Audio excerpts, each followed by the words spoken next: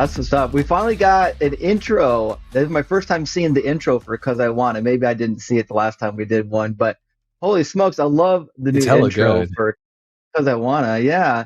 And I've got a special guest with me today. I'm Justin. Most of you already know me as Deconstruction Zone. I've got a good friend with me named Duncan, the Bible Guy. And we're going to be doing some barbecuing today. I'm really excited about it. And for those who don't know, you might be able to find his channel under The Bible Guy. He goes live on TikTok and on YouTube, and he's engaged in a lot of anti-missionary apologetic debates. Duncan, can you introduce us to your background for those who might not know about your channel? Yeah, so I do a lot of the similar stuff that Justin does. So basically, I don't do a lot of philosophy and science talk on my channel, although I will talk about science if I have a science guest on there. But otherwise, we just mainly stick to the Bible, and my channel is about the democratization of information in regards to biblical scholarship. Awesome. And I'm hearing that my audio is not great. That's because for some reason it didn't grab my microphone. Let me see if I can select the correct Yeah, hit a quick microphone in vMix. refresh. No worries. It won't. This is you know what? This happened last time. It refuses to allow me to change my hardware. This is Are you on Chrome? issue with VNIC. But yeah, I am. Yeah, if you're on Chrome and it's not your browser default microphone, it will not let you change it. It's really dumb. I don't know why it works that way. Firefox is, I think, Okay. usually a little more cooperative, but you might just have to run Let to your me- settings and change that real quick. Yeah, let me grab that. There is a way to set my microphone inside of the web browser. Let's see, how do I do it? All right, we'll Sorry try about that. I that. should have caught that ahead of time. I can't believe I didn't notice, but yep.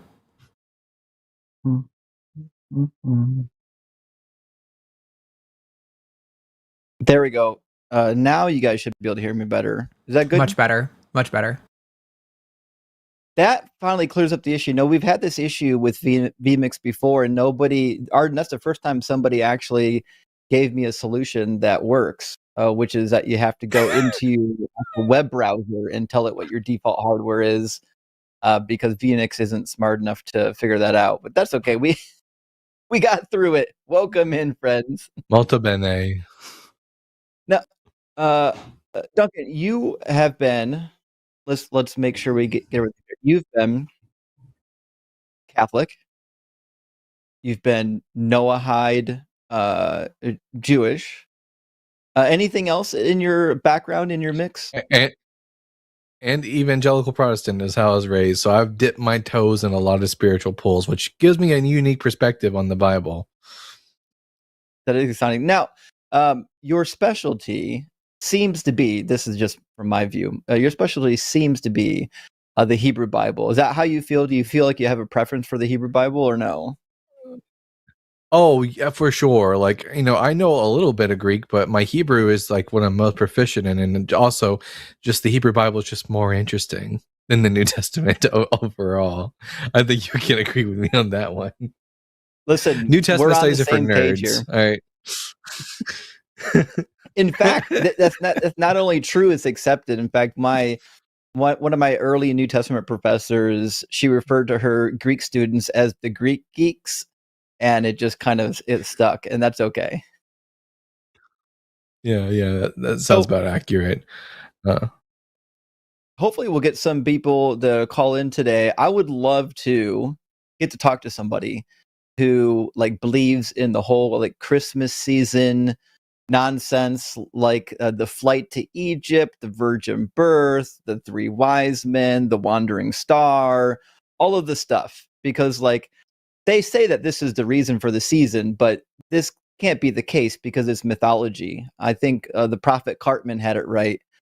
For at least a lot of people, that the reason for the season is presents. If you're like under the age of 12, if you're an adult, it's spending time with your family and not the sky carcass Jesus. Yeah, it's crazy how almost you're down every in Bible Belt territory. Like you're surrounded by people that are forcing Merry Christmas on you, right? Oh yeah, I don't know how many times, because I often wear a Santa hat on my show, and people will just assume that, well, if you wear a Santa hat, then you must believe that Jesus is like really the Christ. You're just lying about being an atheist or whatever. Like, what a silly argument. There isn't anything about the nativity stories of Jesus that's factual. 100% mythology. Even if we assume historical Jesus, everything about the nativity story is just absolute bull. Yeah, that seems to be the case. And like even some of the mundane details of the story to me are preposterous. Like the idea that these wise men or these magi from the east, probably Persians, are going to come over and tell Herod what is in his book. What a preposterous thing to believe. Or that the star is like not a regular star, it's a magic star. It travels to Jerusalem, and only after they learn the Messiah is supposed to be born in Bethlehem does it suddenly travel to Bethlehem. Crazy stuff. Yeah, and I'm trying to figure out how does actually, Rick, you're right. The reason for the season is cookies. I'm on board with that. Cookies and Christmas fudge, but Eggnog. like it. Oh yes, 100% eggnog. I attribute at least like 2 to 3 pounds of holiday weight gain to eggnog on its own, and it's just something I'm willing to accept every year. But the wandering star or the traveling star, like I'm still perplexed. How does a star lead you to like not even just a house, but to like a village? Like it can't travel and then just stop mid-travel. But even if it did, how would you know where you're supposed to stop? Like where do you know where your station is? It's the crazy story. Yeah. How does a star lead you to a particular house, unless it just has a magical beam that shoots down and like presents the Holy Family sitting there, all arrayed in halos and stuff like that. Like it's all complete nonsense, and there's a whole problem with it's just a chronological impossibility for both nativity stories to be true. um, so many problems with the genealogies of Jesus. The fact that a virgin birth was never prophesied in the Hebrew Bible. I mean, it's just problem after problem after problem. I think, and you probably might agree with me, that the most amount of prophecies that are falsely quoted from the Old Testament are like huddled up right there in the first few chapters of Matthew. Yeah. So Matthew alone accounts for I think 22 different prophecies about Jesus. Although I mean, you already know that none of them are actually about Jesus. This is just something that they have to tell themselves. Which reminds me, when you were in your deconstruction, what were the stages for you? Because I know everyone kind of gets slightly different stages. What were your stages? Well, after I started reading the Hebrew Bible for myself, because I wanted to understand the New Testament from a Jewish perspective, it became quite obvious to me, because I was interested in evangelizing Jewish people and bringing them to Christianity. So obviously I would listen to a lot of debates between missionaries and counter-missionary rabbis. And the problem was the rabbis always had good points that the missionary was never able to actually rebut. So eventually I had to throw off Jesus belief altogether, and I went from Christianity to Judaism. But then I started to apply the same like level of scrutiny to the Hebrew Bible that I did for the New Testament, which eventually led me to deism. And then eventually I just realized that I didn't have a real good reason to be a deist altogether, and just went straight on to atheism. Yeah, I think those are familiar steps. I was like you. I toyed only briefly with the idea of deconverting from Christianity to Judaism, but I was in seminary when I was pondering it, and I was like, well, no, the Old Testament is still preposterous as well.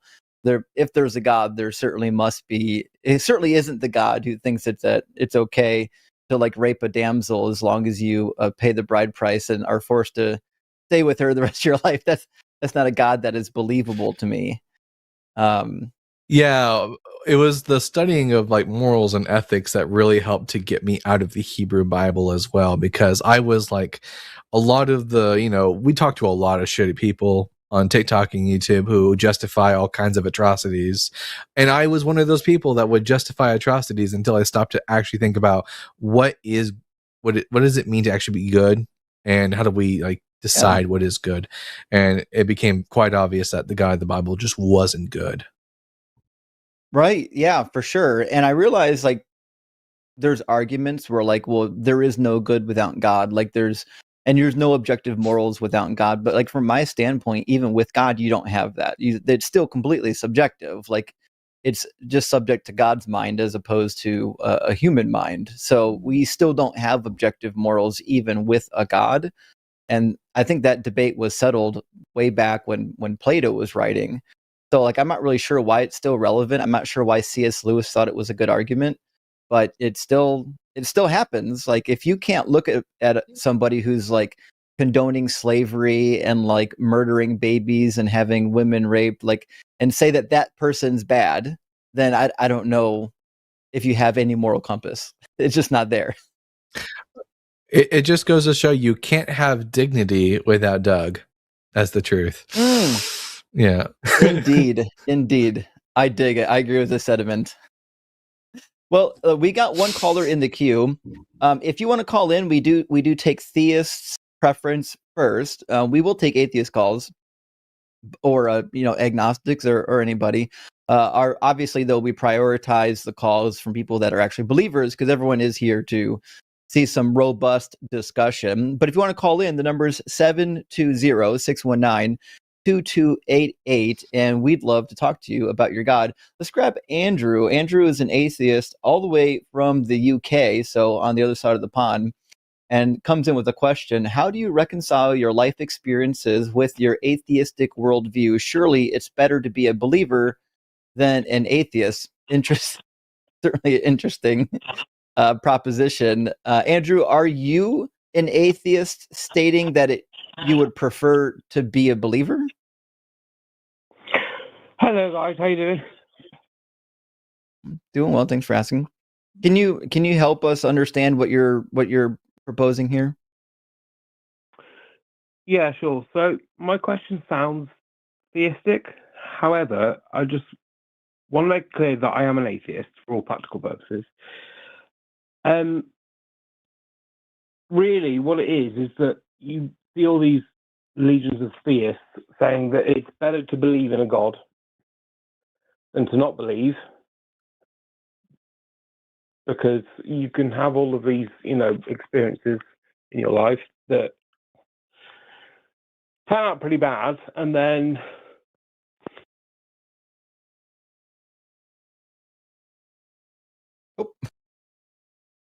we lost them. He gone.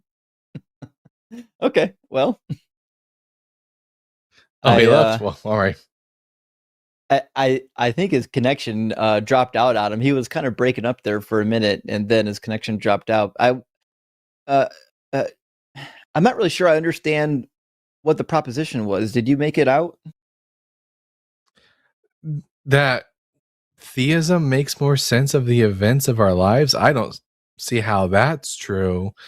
Certainly there is no God, or else he would have allowed that call to continue, but it is what it is. That certainly would be the case.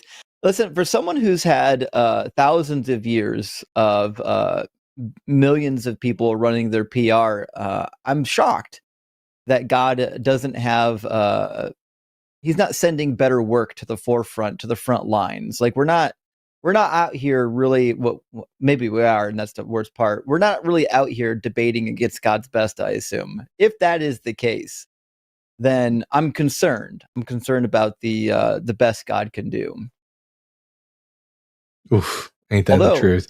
I do often get people telling me you should debate people like Cliff Connectly or Andrew Wilson or some. I'm like, listen, guys, I know y'all think that these guys are like the pros in the field, but really the best apologists out there don't really have much more to offer than the average Christian caller. That is the truth. And the other thing too is, so like if you look at the typical Christian arguments or the apologetic arguments, They're not new. You can find all the same arguments in the early church writings. It's not like they've got something that's unique. Sometimes they'll rehash it, like they'll modify one part of the argument ever so slightly, and they think that it's unique. But these arguments haven't worked for 2,000 years. I don't know why they think that they're going to work now. I don't know who's convinced by these, by the way. Like, I don't know if I've met someone who was convinced to be a Christian because they heard like a really good apologetic. That's not usually how that works. Apologetics really isn't about giving actual good reasons for belief. It's more about justifying for people who already believe horrible propositions. Apologists are the car salesman of theology. Yeah, and certainly that was my experience. Like, I became a Christian because I mostly already believed it. And when I became like what we would call, born again Christian, and I started to take it very seriously, that's when I started to engage in apologetic literature and whatnot, because I was like, well, listen, if I'm going to live my life by this thing, I need to have like a rational defense of it, right? But prior to becoming a Christian, it never would have occurred to me that should I do like a true investigatory study on whether or not this thing is true. No, I didn't do that. Yeah, it's honestly just really exhausting engaging in apologetics, being like the one who's proposing them, to have all the mental hoops you have to jump through in order to make these things work. It's just much easier to just read the Bible for what it says and take it at face value for what it says. No excuses made. Yeah. And speaking of which, we got a caller in here. Another one from the UK, Matt, has an interesting proposition. Says the historical record matches the biblical narrative and the post hoc secular interpretation is tenuous. So this should be quite fun, considering that we're in the Christmas season. Matt's, welcome in. You're suggesting here that the historical record matches what we find in actual history. Well, you're on the line with Justin and Duncan, so we'd love to hear what you think matches, and maybe we can talk about why we don't think this is probably a good proposition. Good evening. Am I online now? You are. Oh, good. I've called in a couple of times before, and I was told I should speak to Justin, which is why I've called in today about this very topic. Sure. So we're familiar with the claim. My claim is that. Sorry. Go ahead. So we are familiar with the claim. I know it's probably about 2-second delay or so, but we are familiar with the claim that the Bible and history generally agree. I don't particularly believe that claim to be true, but you do. So maybe you can kind of illustrate why you think that claim is true, or why you think it's valuable. Well, I think it's true because there's archaeological evidence that seems to very obviously match up with the narrative in the Bible. Like what? And the timeline of it matches up with the given timeline in the Bible. And if you look at, well, for example, in the ancient kingdom of Israel, the archaeological evidence of the child sacrifice and the worship of, I'm probably pronouncing it wrong, Asherah, the goddess Asherah, which secular historians take to mean that Yahweh was originally in the Canaanite pantheon, whereas obviously in the Bible, the narrative states that they fell away into worshipping these other deities and becoming polytheistic, and the time frame given in the Bible matches what the evidence points to. So it looks like Old Testament events, they do just have evidence plainly right there showing that it's correct. That's just one example, obviously, but I mean, I like that as an example because of the discrepancy between how secular historians post hoc decide to interpret it. It's not a great example for a couple of reasons, but Duncan, what do you think about that claim? I think it's like, yeah, like the Israelites engaged in the worship of many gods. I mean, the Bible agrees with that. Historical archaeological evidence would agree with that. We have actual paleographic evidence of, like, for example, we have the image of Yahweh and Asherah, arms interlocked, with the saying the Israelites worship both deities. Now, that's one example of where the Bible might be somewhat historically accurate. But, like, for example, was there ever an Exodus? We have no data to support that. What data do we have to support the Exodus? Well, there are records stating that, like, for example, from Josephus writing about the Osar story, which he I remembered. Do you know what? Do you know what Josephus's source was? Not off the top of my head, no. The Hebrew Bible. Give you one guess. Well, how do you know that? He's basically, because we have no other data to support the Exodus. That all we have is what's written in the Torah. He's Jewish. Okay, but hang on. There's also, to my understanding, there are also references to be clear. Josephus is Jewish. He's writing the antiquity of the Jews, and he's using the records of the Jews, which is what we find in the Hebrew Bible. And he wrote over 1,000 years after the Exodus. Like, in fact, 1,500 years after the Exodus.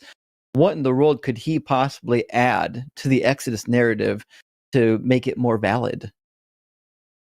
To be sure, when it comes to Josephus, what he has to say about first century Palestine is generally considered reliable. But when you get to anything prior to the Babylonian exile, scholars don't consider Josephus' works to be reliable in that case, because Josephus is only relying upon information given to him from the Hebrew Bible. And the Hebrew Bible is the thing in question. You're assuming that he was only relying on the Hebrew Bible, aren't you? Well, do you have any data about the Exodus outside of Josephus and the Hebrew Bible? Well, there are, to my understanding, there are Egyptian records of the people they referred to as the Shasu of Yahweh, which were meant to be like roving bands of like shepherd raider people. Yeah. Between Canaan and Egypt, and obviously that they were just Canaanite nomads. To that is around the same kind of time period of the Exodus, which shows that there was actually this group of people associated with Yahweh between Canaan and Egypt around that point. And then there was lots of nomadic. There were lots of nomadic groups that lived in Egypt at this time. The Shasu of Yahu was just one group, and by the way, Yahu here is probably not a deity's name. It's probably the name of a land. The Shasu of the land of Yahu, and there's lots of other Shasu on that same exact stone. And they also have the Shasu from Kiryat, for example. How can you just post hoc assume that Yahoo refers to a land? I mean, is that like a thing that, because in all the other archaeological evidence that already exists, it's a well-known established land? Is that a thing in history? Because all the other Shasu on the stone. No, because because the Shasu of Yahu aren't the only group that are mentioned on this. There are other Shasu who also are of other lands mentioned on this tablet. So, Shasu of Yahu is just also one group there. It's important to recognize that what Duncan's saying is 100% true. In the writing that we have in the Egyptian hieroglyph, it's rendered as a toponym. So, like, a lot of the Semitic languages had indicators prior to place names or even deity names. So, for example, in Akkadian, you'd have what's called a dinger before a deity name. And we have similar things that we find in Egyptian writings where you can tell if the word that's about to come is a place name or some other type of a word. So the Yahoo seems to be referring to a geographical region. Isn't the odd thing there, though, that there's no other historical record of that land? We have historical record of the land. It's in the Egyptian hieroglyph that you just listed. It's probably in the southern Levant region around Seir and Edom. Right. Well, the thing about that is obviously in the Old Testament there's a in one of the books of the prophets. It's not Jeremiah or one of the more memorable ones. That I think it might be Amos or something like that. It does say there is a part where it says that Yahweh came from that region. From Seir, walking from the mountains. Yeah. So does that not seem to indicate that even if that was the name of a land, that there is clearly some kind of correlation between the name of the land and the fact that it says Yahweh came from there, and then also the description of the people from that land being between Egypt and Canaan, them being like wandering shepherds, is obviously, that's very like the Exodus story. So there's clearly some kind of a historical thing going on there where it's all a reference to. Were the Shasu a group of enslaved individuals in the millions who left Egypt at the appropriate time frame as given to us in the Hebrew Bible, 480 years before the construction of Solomon's temple? Yeah. 1 Kings 6. Well, I mean, that's what it would seem to indicate, does it not?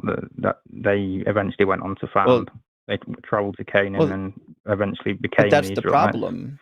All their descendants. Is when you look at the actual details, they don't line up. Like, listen, Duncan and I both agree that there were ancient people in the southern Levant that probably worshipped Yahweh or some variant of Yahweh. I personally side with the Midianite hypothesis. I think it's a fine one. But the reality is, like, when you drill into any of the details, like the mythological stuff doesn't work. Like, it says that the Exodus was 480 years prior to the building of Solomon's temple. That puts it in the middle of the 1400s. But it's clear from Exodus and from the end of Genesis that they're envisioning Ramses as being in charge when the building of the storehouses were. That's why it says they built the storehouses of Pithom and Ramses in Exodus 1:11. But he wasn't on the throne for another 200 years. They're 200 years off, right? So the reality is, like, we agree that there's probably some kind of general cultural memory about a people group that worshipped a god in a generic region, but none of the details match, which is why we know that it's mythology. And that's why we know that this is like borrowing from other stuff, because like the people's names are invented. Their names match their role in the story. Moses's name matches the role in the story, and his birth narrative is copied from Sargon of Akkad, floating down the river in a basket, plucked out of the river by somebody who lives in the palace and then raised in the palace to eventually become king. These are hallmarks of mythological stories. And it's also problematic that the Bible gets all kinds of like really important stuff wrong. Like Duncan is the first one to point out, like when we look at the narratives of Jesus's birth, it's just full of problems. Like, how do we reconcile the date of Jesus's birth? Yeah. So, Matt, do you agree or disagree that Jesus of Nazareth was born during the reign of King Herod the Great? Well, hang on. You can't just march ahead to a different Bible story point. On the subject of these historical inaccuracies in the Old Testament and such things, I can very easily sidestep this because I'm not a Protestant who believes that every single word and letter of the Bible is inerrant. My broader point is actually that it's referencing historical events, and how the oral tradition, how they remembered it and interpreted it after the fact. Best, but it all points to the fact that there was a version of it that did actually happen. We obviously don't know what it actually was. At best, what the data seems to lead us to believe is that the Israelites were just another group of Canaanites. And there was a period of time around 1500 BCE when the Canaanites were subjugated by the Egyptians. They weren't in the land of Egypt as slaves to the Egyptians. Rather, the Egyptians were ruling over the land of Canaan, and the Canaanite city-states served as like vassal city-states. The Israelites having this tradition of the Exodus is probably like a cultural memorial remnant of this time period when their ancestors were subject to Egyptian rule in the land of Canaan. But we have no data to suggest that there was ever a large mass of Israelites enslaved in Egypt at around the 1400s BCE. Okay, I mean that's fair enough, but it doesn't really disprove the theological side of it all, does it? It just means the events happened not exactly as described.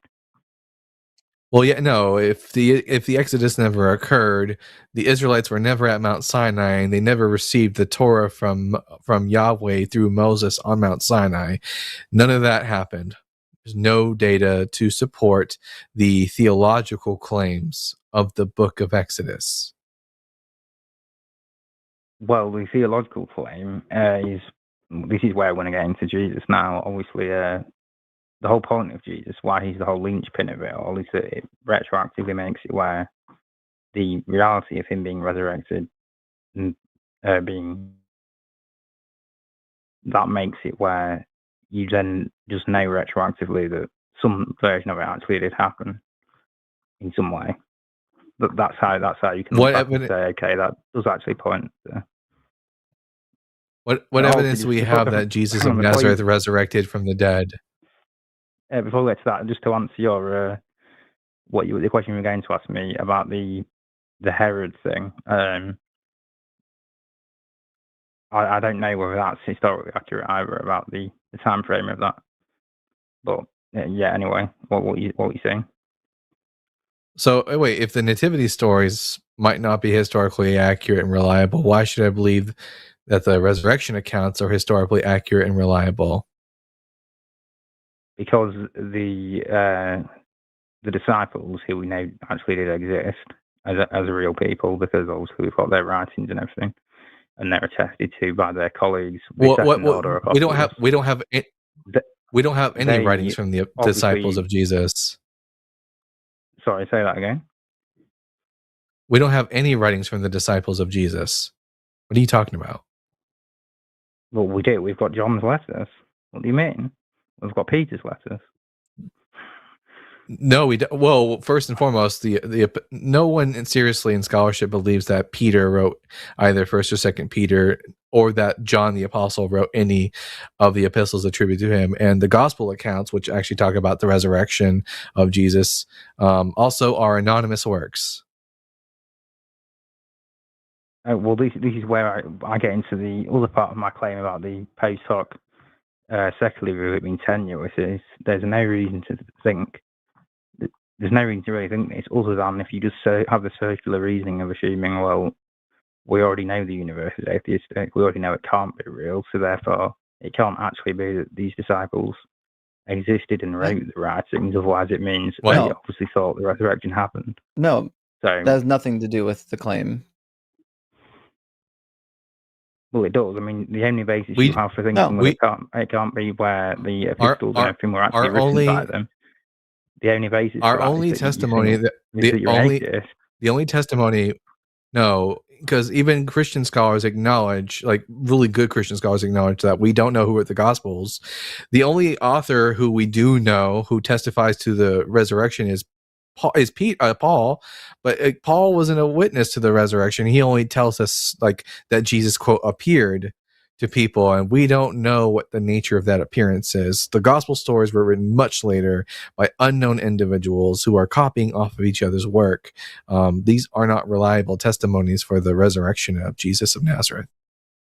That would all be well and good, except for the fact that the second order apostles of the disciples, such as Clement of Rome, reference the disciples as actually being people that they knew and were associated with.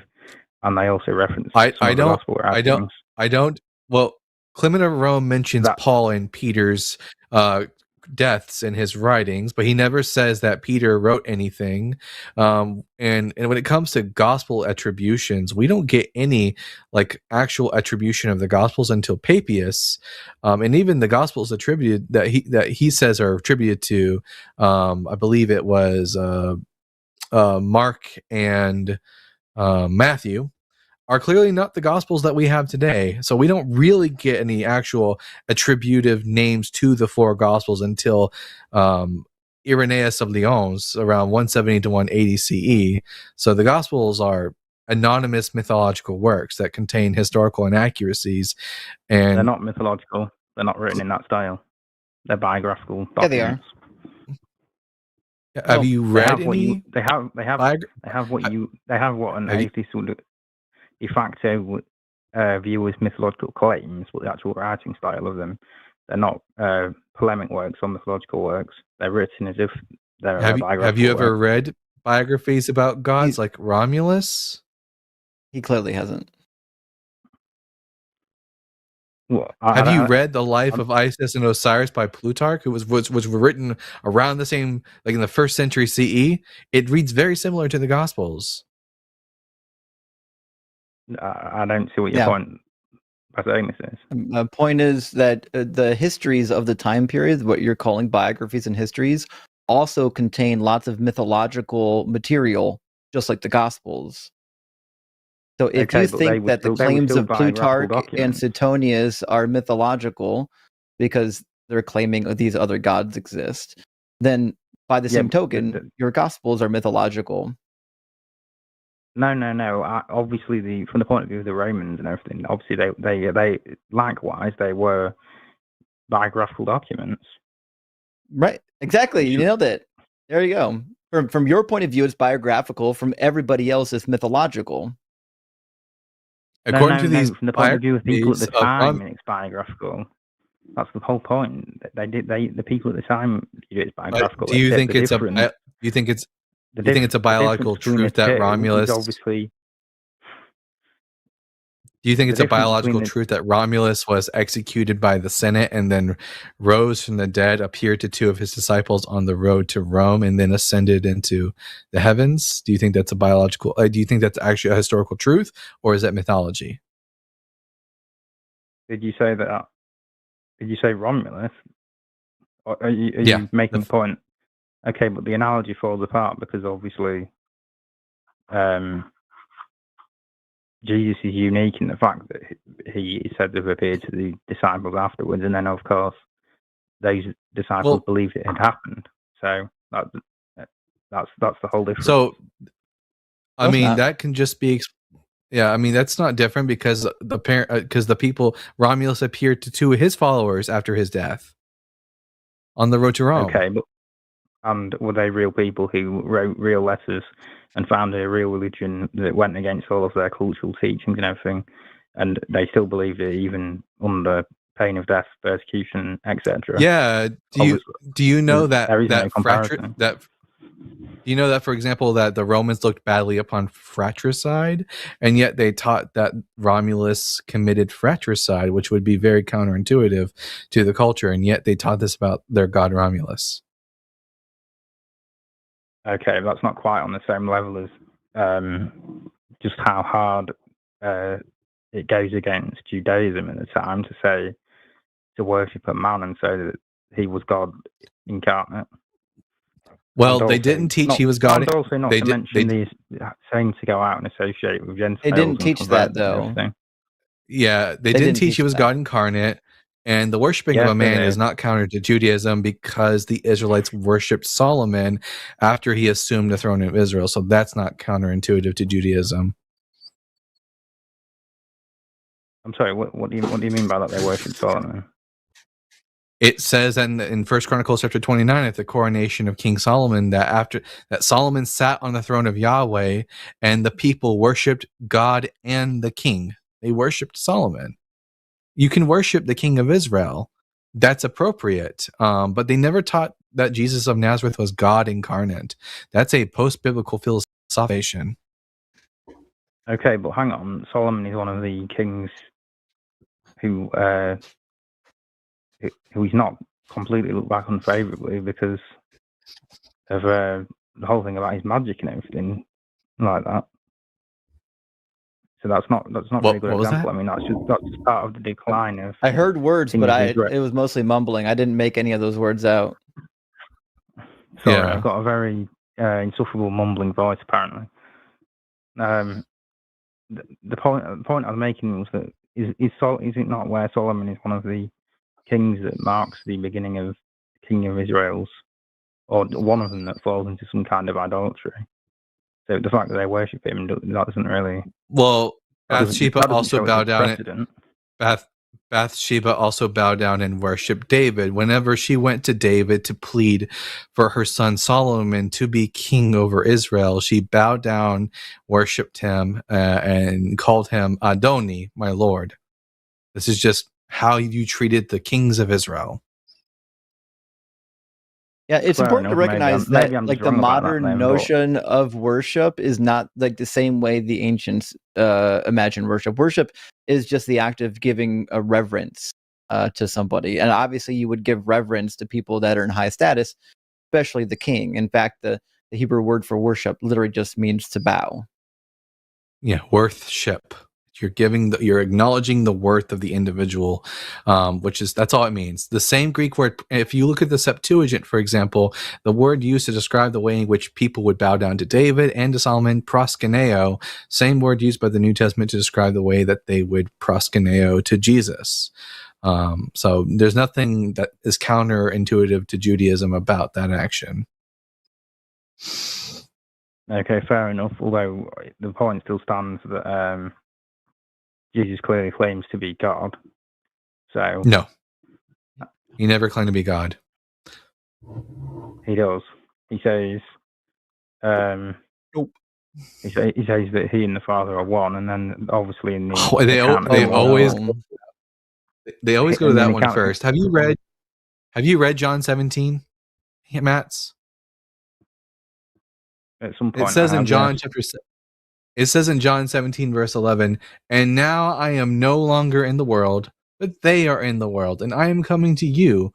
Holy Father, protect them in your name that you have given me, so that they may be one as we are one."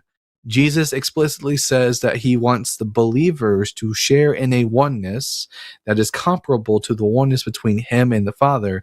This doesn't mean oneness in essence. It's not an ontological oneness. It's oneness in like we're united in will and goal and purpose. That's all that means. The context there is different though, because in the scene in which Jesus says he and the Father are one, that's specifically in the context of following him saying, before Abraham was, I am, and then of course you've got the whole I am thing being a reference to Yahweh's name.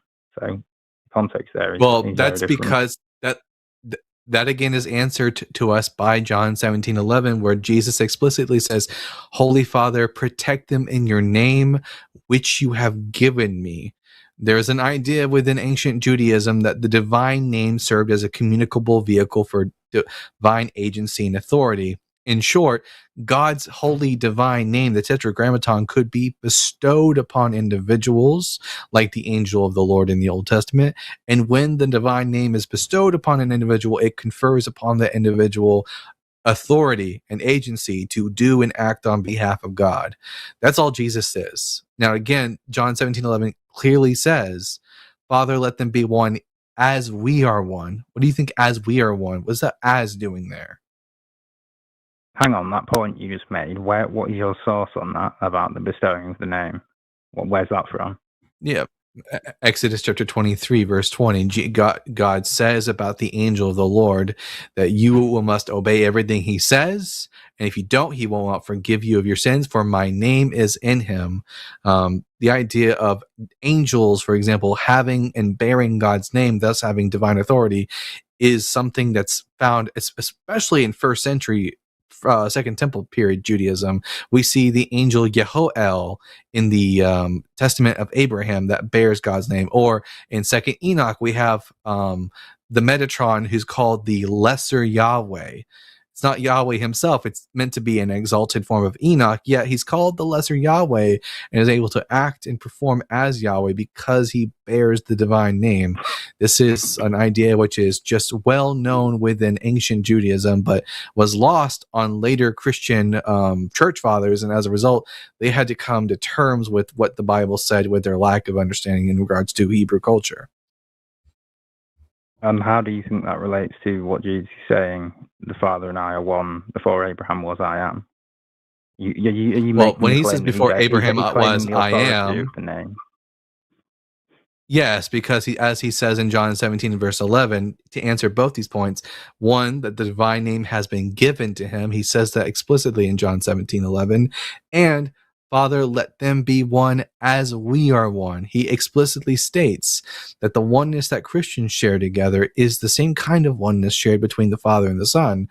So, Mats, are you the same being as other Christians, or are you just united to them in like a common goal and purpose?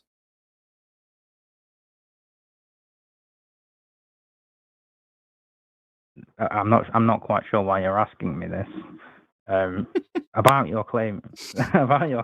Reading, listening's hard. I get basic reading comprehension. I'll say it really slowly. For example, I'll quote to you what Jesus says. Yeah, go ahead. Mm-hmm.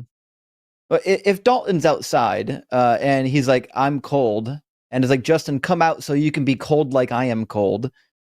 The like or the as, the simile in the sentence is giving you the relationship, right? So when he says that he wants them to be one as we are one, and we know that human beings aren't identical to Yahweh, they are not God, then clearly what he's saying is not that he is God or that they'll become God, is that they are in accordance with each other, which is what Duncan's been saying the entire time, and it sounds like you're not listening. Right, I understand now. Man, it's like talking to Jehovah's Witnesses, isn't it, this? How does that... This doesn't answer why he says before Abraham was, I am. The whole point... Yeah, he's closely associating the divine. He's closely associating the divine name with himself.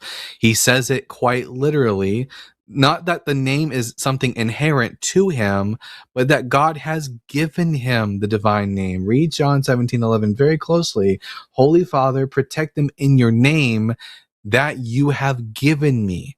It's not that the divine name is something proper to Jesus, but rather something that he's been given. And when Jesus says before Abraham was, I am, he's both making the claim that he's a divine being who pre-existed his birth, but also that he has a special relationship with the divine name.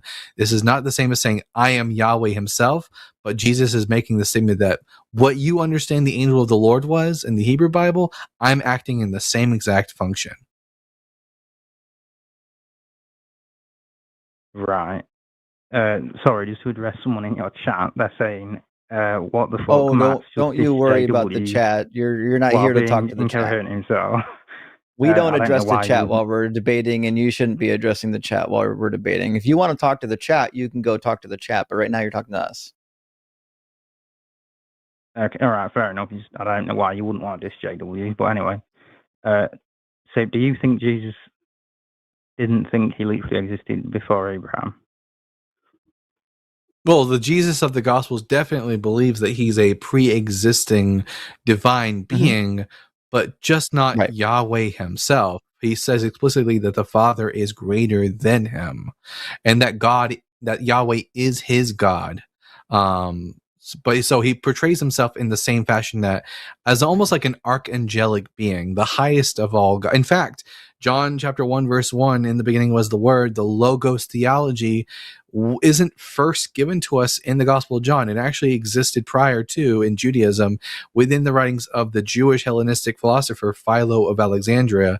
Philo has a Logos theology where he describes this archangelic being called the Logos, who is the image of God, the high priest of God, firstborn son of God, but it's not God himself. The author of John is just borrowing this theology from a pre-existing Jewish idea. Except for the fact that it very clearly says in the original Greek, in John 1:1, that the Word was God. It very blatantly says. Well, no, it doesn't. It doesn't say the word was God. It says the word was divine. So we notice that the second instance of theos in John 1:1 lacks the definite article, unlike the first instance where it says, in arche, in hologos, in the beginning was the word, kai hologos in proston theon, and the word was with the God, kai theos in hos logos, and divine was the word. Theos here is qualitative. It's not indicative of identity. It's the same way that Philo of Alexandria referred to this angel being as the deuteros theos, the second divinity. You know that's verbatim a JW argument, don't you? What you the qualitative, everything you just said. Well, I'm not a Jehovah's Witness. They're right sometimes. I've heard that before. Well, that's not the case. That's not because it's true. Obviously not the case. It is the case. A broken clock. A broken clock is right like twice a day. Is that what they say? Control the storm. This is how the Greek word theos is used.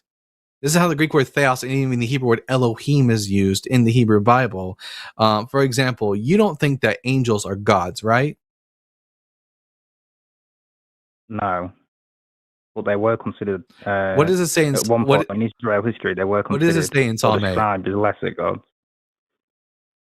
What does it say in Psalm 8? What is man that you are mindful of him, or the son of man that you should consider him? You made him a little bit lower than the what? It's lower than the angels, isn't it? And yet, if you look in the original Hebrew, it's a little bit lower than the Elohim, than the gods, because Jewish people understood that the angels were, in a sense, they were qualitatively divine. And Elohim doesn't just mean gods; it can also be used as an abstracted to mean divinity. So Elohim and Theos in first century Jewish literature can not only mean gods proper, but can also be abstracted to refer to the quality of divinity. That's how Philo used it in regards to the Logos, and that's how John is using it in regards to Jesus.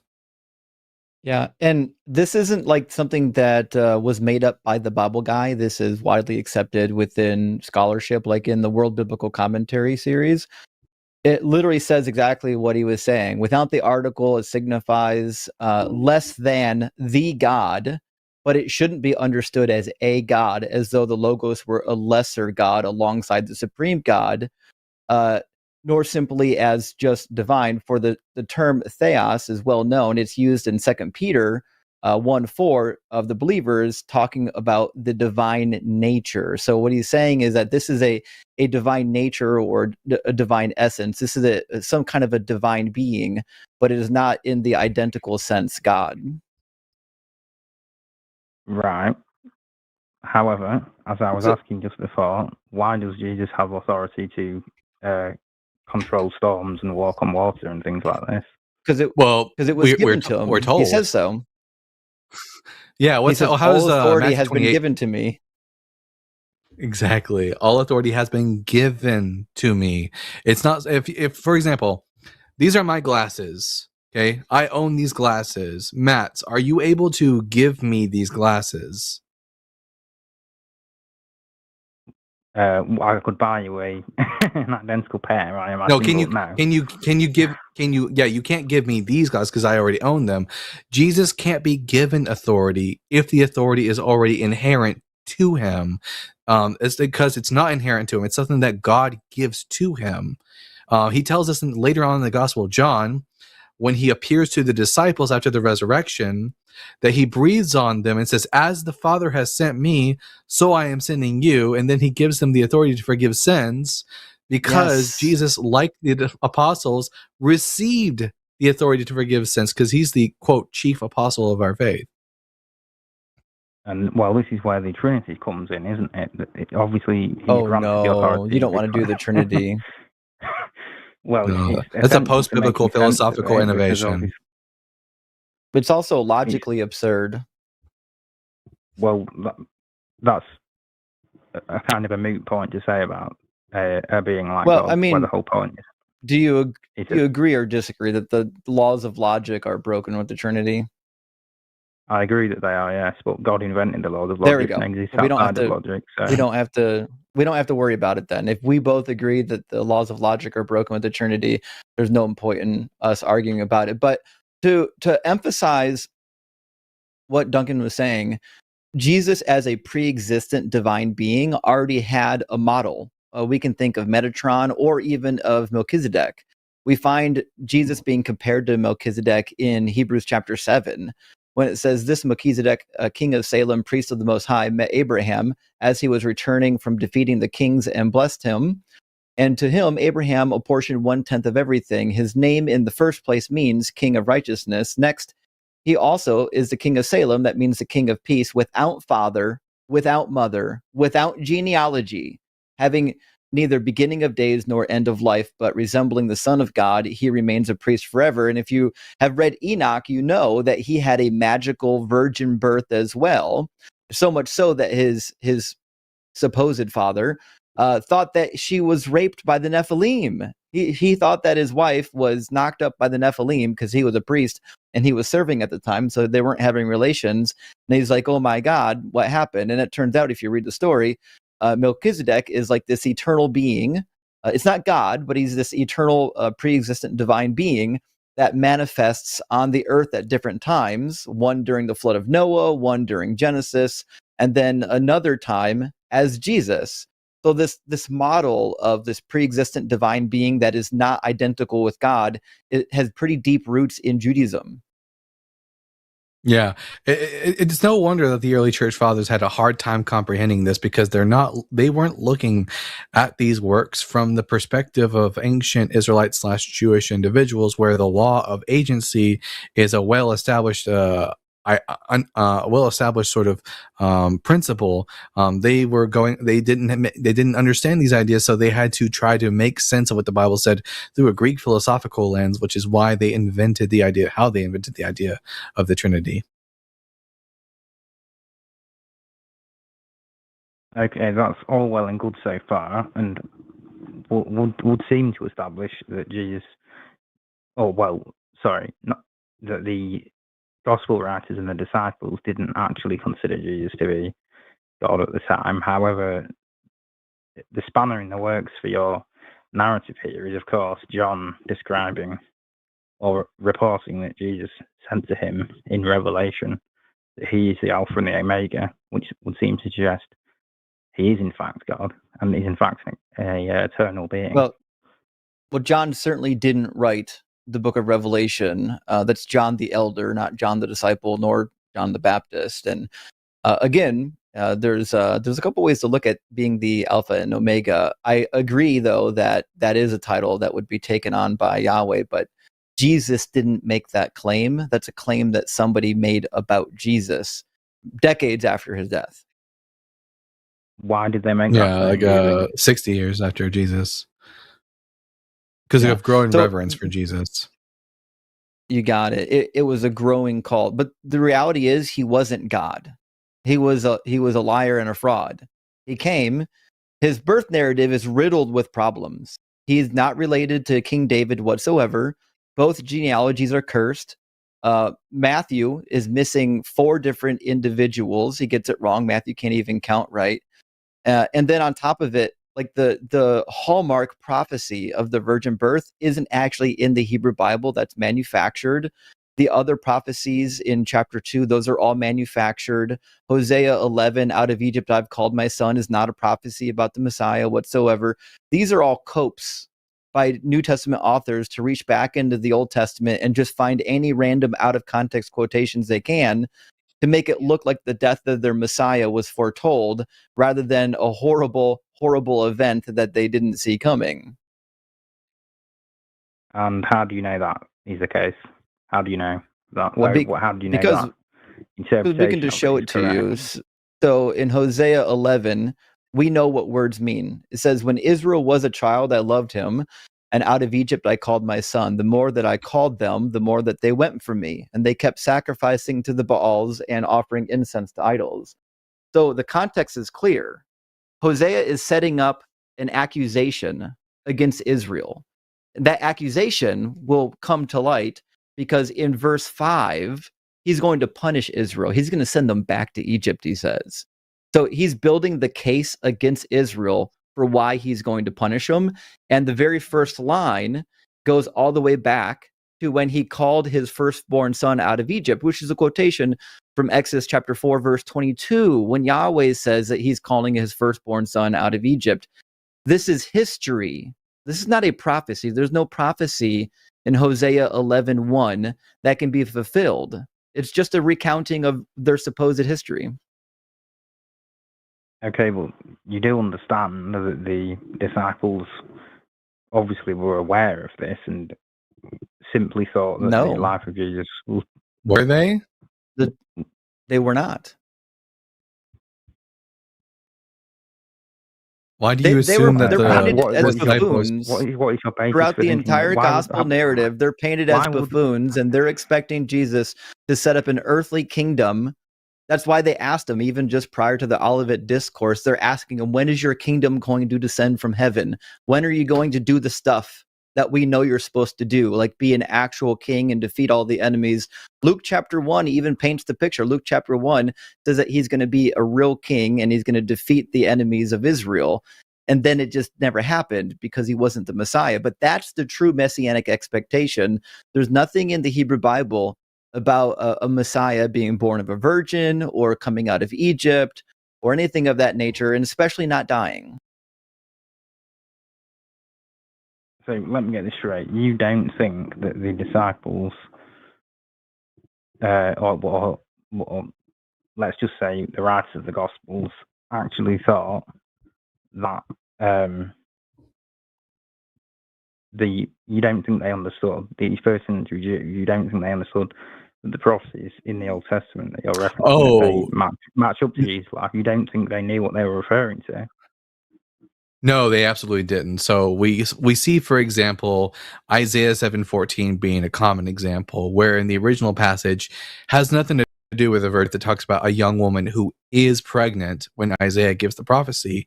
When this text in the Hebrew gets translated into Greek in the Septuagint, the word alma gets translated as parthenos, which in classical Greek could have a wide semantic range of being young woman. By the time you get to the 1st century CE, it takes on a much narrower meaning of virgin, and the author of Matthew is seeing this passage and mistakenly thinks that this is a prophecy about a virgin birth, when its original context, it has nothing to do with a virgin birth. I think when you're coming up with these secular narratives about it, I think you're reading too much into the... This isn't secular. This is Christian. And thinking they don't know certain things, or they were meaning certain things. We only have... I have a Christian Bible that agrees. I have a New Revised Standard Version updated edition, which is a Christian translation, which accurately translates Isaiah 7:14 as that, look, the young woman is pregnant, not a virgin shall conceive, because that's not what the Hebrew says. I wasn't contesting that. I'm saying that you're assuming that they didn't know what it was referring to, that they didn't know it said. Well, they clearly didn't. Well, clearly when Isaiah 7:14 has nothing to do with a virgin birth, and the author of Matthew makes the claim that it does, he's either ignorant or he knows exactly what he's doing. He's being deceitful. You pick your pick. I think the way they interpreted prophecies at that time period, they believed that the prophecies had double meanings, so that an older prophecy that was already fulfilled could then have another layer to it.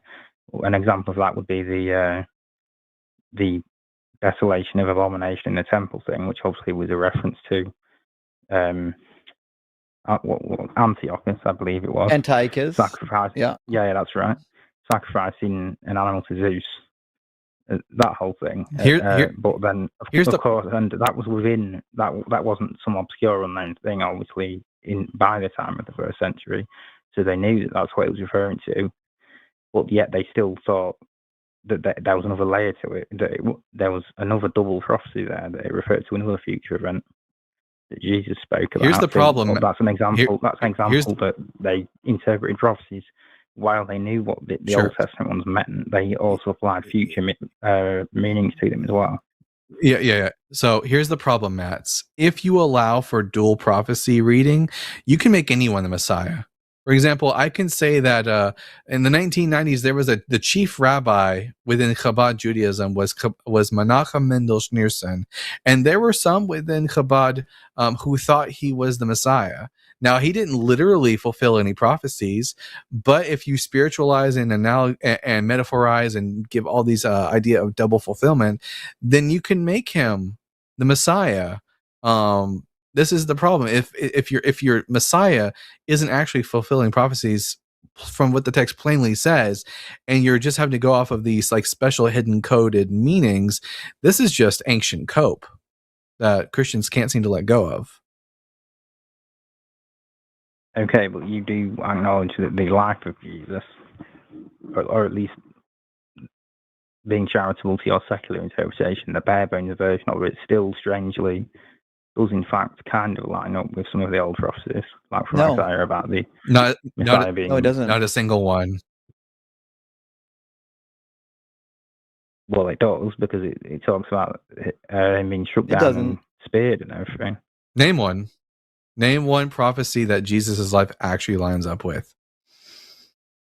He will be proved for our sins and iniquities. He'll be speared. He would about the drawing of lots from the clays. Referenced in. Not Isaiah 53. That's not a prophecy. Psalm 22 is not a prophecy. Let's test Matt's. Let's test Matt's reading comprehensive abilities. Matt, what's the difference between these two sentences? I went to the store versus I shall go to the store. What are the differences between these two sentences?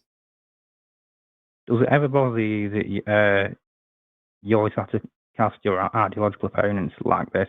Like you're the intellectual elite people and then they're like the subhuman, unintelligent people? Mats, what's the difference between these two sentences? Does it not make you think that you're biased, motivated reasoning when you have to do that? No, because I'm not afraid of the meaning of. It's not an ad hominem. You don't use words you don't know the meaning of. Now, Mats, when is the difference between these two sentences? I went to the store. I'm not playing along with this. Oh, you don't have no reading comprehension thing. It should bother you. Then prove it. Make your prove that you have like the ability to understand what's being said. What's the difference between these two sentences? I went to the store versus I shall go to the store. What is the purpose of you asking me this? You'll see what the meaning is because it directly relates to the text. I know what you're doing. I know what you're doing. Everybody knows what you're doing. You're trying to. Apparently, Matt, you don't know the truth is on your end. Display of making it everyone except for Matt knows exactly what I'm doing. Intelligent. You're making this. Haha! He doesn't have any reading comprehension. We have to lead him along like a child kind of thing. If the truth is with you, you shouldn't be afraid of answering the question. Yeah, I'm going to ask you again. What's the difference between these two sentences? I went to the store versus I shall go to the store. I'll answer it if you answer why you're asking me this. Because it relates to the text. That's your answer. So answer the question. Ask it again, I will. Okay, what's the difference between these two sentences? I went to the store versus I shall go to the store. The first one is past tense. The second one is future tense. What's the point? What is the point of this? In Isaiah chapter 53, it says, he was wounded for our transgressions. What is the tense? It's past tense. Which means that from the perspective of the author of this section of Isaiah, the suffering of this person takes place when? In the past. So it's not about a future suffering individual. It can't be about Jesus. We've already established that they believe in double prophecies, haven't we? Oh yeah, but we've also established that dual prophecy is not a very good metric for getting to the truth because I can make anyone Messiah using. I can make Isaiah 53 apply to Menachem Mendel Schneerson. In fact, members of Chabad did when he got sick and he died. They said this was what was the fulfillment of Isaiah 53. It says that he bore our illnesses in the Hebrew. Is what it says. So Isaiah 53. If that's proof that Jesus is Messiah, it's also proof that Menachem Mendel Schneerson is Messiah. What's the symmetry breaker here? What is? You think I'm going to disagree that they have the right to view him like that? Obviously, you put all the Messiah claims to the test. In the case of Jesus, his disciples, his first-hand disciples genuinely believed he'd been resurrected, which is what the difference is. Well, they can believe that all they want. It's irrelevant to the fact of the matter. Now, you're basically telling us that no, the plain meaning of Isaiah 53 would not lend itself to believing that Jesus, like this actually relates to his life, because Jesus wasn't a person who suffered before the time of 2nd Isaiah.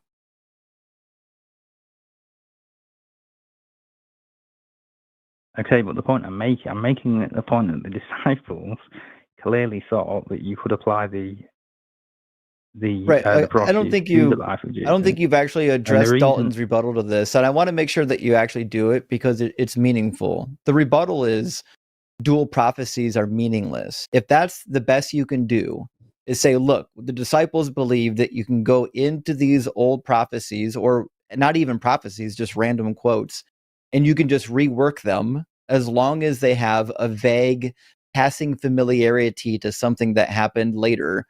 That's a bullshit hermeneutic, and you wouldn't accept it if it was in any other religion, and you don't even accept it within Judaism, because I'll read you one from the Dead Sea Scrolls, and you're going to think these people are stupid. So, for example, in Nahum, there's a pesher on Nahum, and the quote is, "Wherever the lion goes to enter, there also goes the whelp without fear." This is a part of the destruction that's going to come upon Nineveh. So in the 2nd chapter of Nahum, they're predicting the destruction of Nineveh. But the Pesher here reinterprets it. It says this refers to Demetrius, king of Greece. They're just going into these prophecies and just reworking them to apply to whatever they need it to apply to in their lifetime, using any type of vague familiarity. And they got all this shit wrong because it doesn't apply. The minute you divorce the prophecy from the context, it can be about anything. That's what Duncan's been saying. It could be literally about me. I've got a whole list of prophecies that are about me, as long as you don't care about the context. But you don't think I'm the Messiah, do you? Well, I don't know. Can you come back to life from the dead and then have a bunch of followers think it really happened to be motivated enough to go back to look at all these prophecies? That doesn't fix the problem. That doesn't fix the problem, because the actual prophecies of the Messiah are clear. You don't need a metaphorical interpretation. You don't need special pleading. You don't need a secondary fulfillment or a partial fulfillment. You don't need any of that stuff with the actual messianic prophecies. So when Jesus fulfills those prophecies, then I'll believe he was resurrected. But based on the fact that the New Testament comes, tells all these lies about Jesus, makes up a birth narrative for him, makes up a bullshit genealogy for him, no, I'm not going to believe that this guy who fulfilled 0 prophecies and continuously proved that he couldn't read the Hebrew Bible was magically the Messiah because some of his followers thought that he rose from the dead, despite the fact that his disciples didn't write anything for us. The best you can possibly cling on to is 1 Peter. John certainly didn't write John. The authors identify themselves in chapter 1. And John, if you think Matthew wrote Matthew, John and Matthew disagree all over the place. They can't even tell you when Jesus died. Was it the day of the Passover or the day before the Passover? What were his last words? They don't agree. What time was he dead? Was he on the cross at 9:00 in the morning, but still on trial at noon, according to John? Like, the stories of John should at least match what we find in the synoptics if you think these were eyewitness to anything, but they don't. They disagree at literally every turn. John has the cleansing of the temple in chapter 2. The synoptics has the cleansing of the temple right before the Olivet Discourse. John calls his disciples immediately after his baptism, but in the synoptics, he calls his disciples after his baptism and then after 40 days in the wilderness. They don't line up because they're not eyewitnesses. Crucified on different days, different hours. Resurrection accounts completely different. And this all circles back to why were they motivated to break from all of their cultural traditions? They didn't. Gave up and write any of this. There's nothing about if you read, for example, the Jewish annotated New Testament, which is an as it says, it's an annotated version of the New Testament by non-believing Jews. They'll tell you that many of the things that you find in the New Testament are completely in line with what you'd expect from first century Jews who believe that their dead Messiah was in fact the rabbi, or that he was the Messiah. The dead rabbi was the Messiah. Such as what, for example? Like, for example, if you have a rabbi that you believe is the Messiah and then he dies, and then you have like a bereavement hallucination of him afterwards, what are you going to assume? You're going to assume that he resurrected from the dead because that was the expectation that when the Messiah comes, there will come the resurrection of the dead. There's nothing in the New Testament which is contrary to Jewish expectations for its first century Judaism. Because again, Judaism isn't a monolith in the first century. There are many different forms of Judaism in the first century with many different perspectives, and the Nazarenes were just another sect that weren't that greatly derivating from the path of Judaism.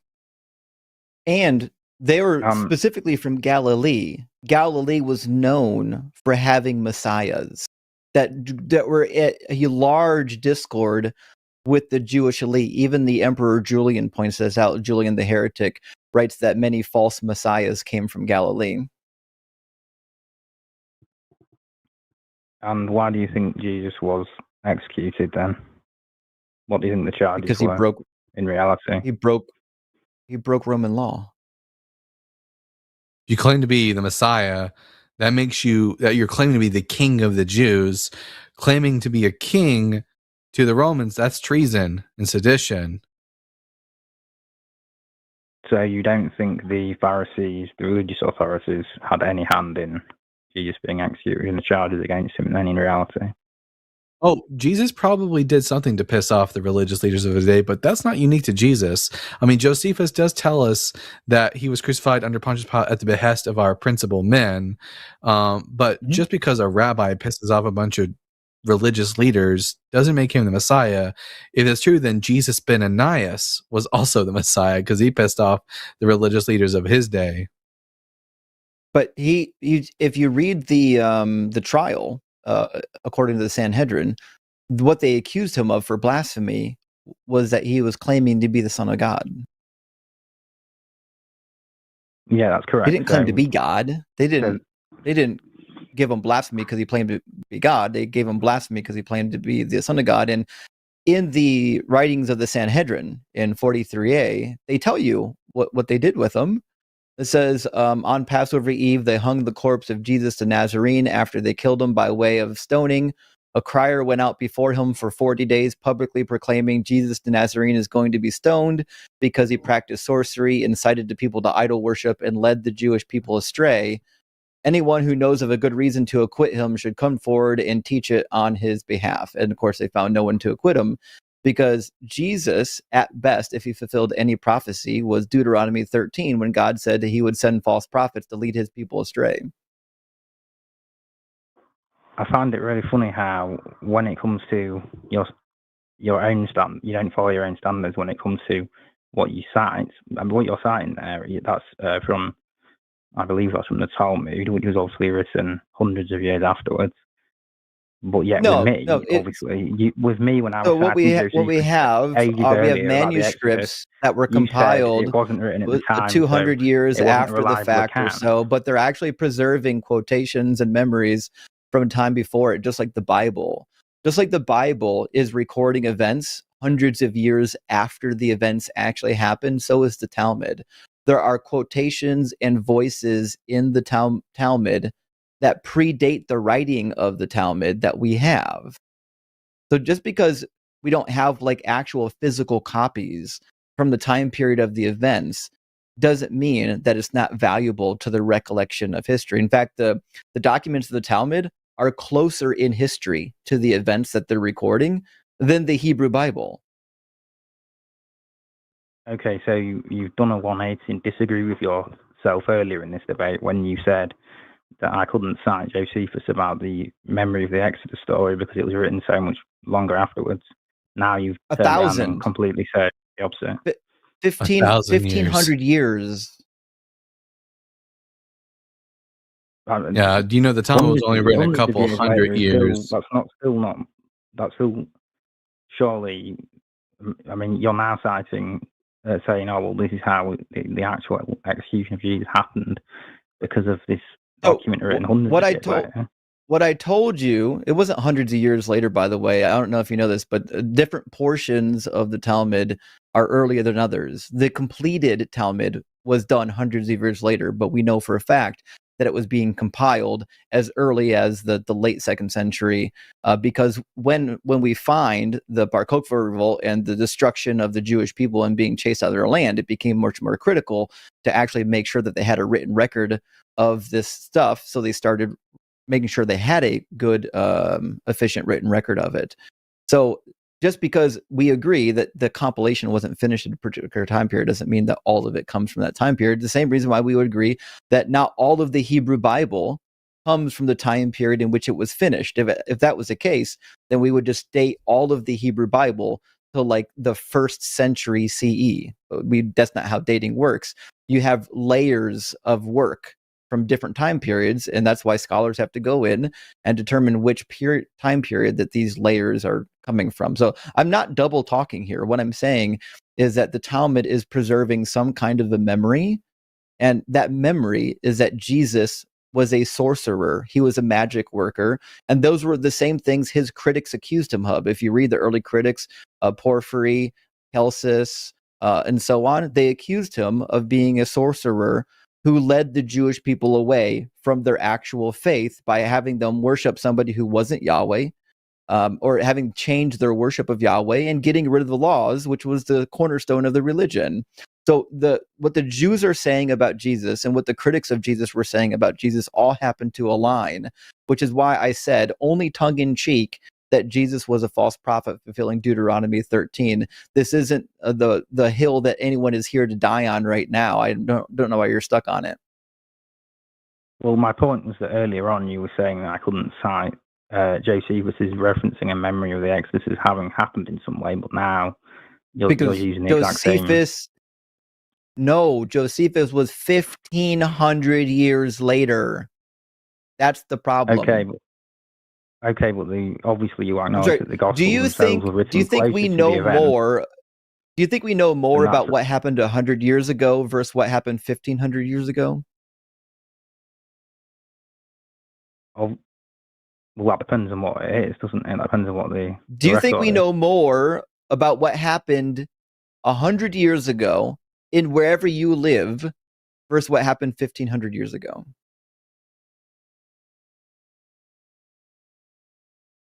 Well, 100 years ago, but it's crazy. He can't answer the question because he knows that it's true. He'll try us again. It's yes or no.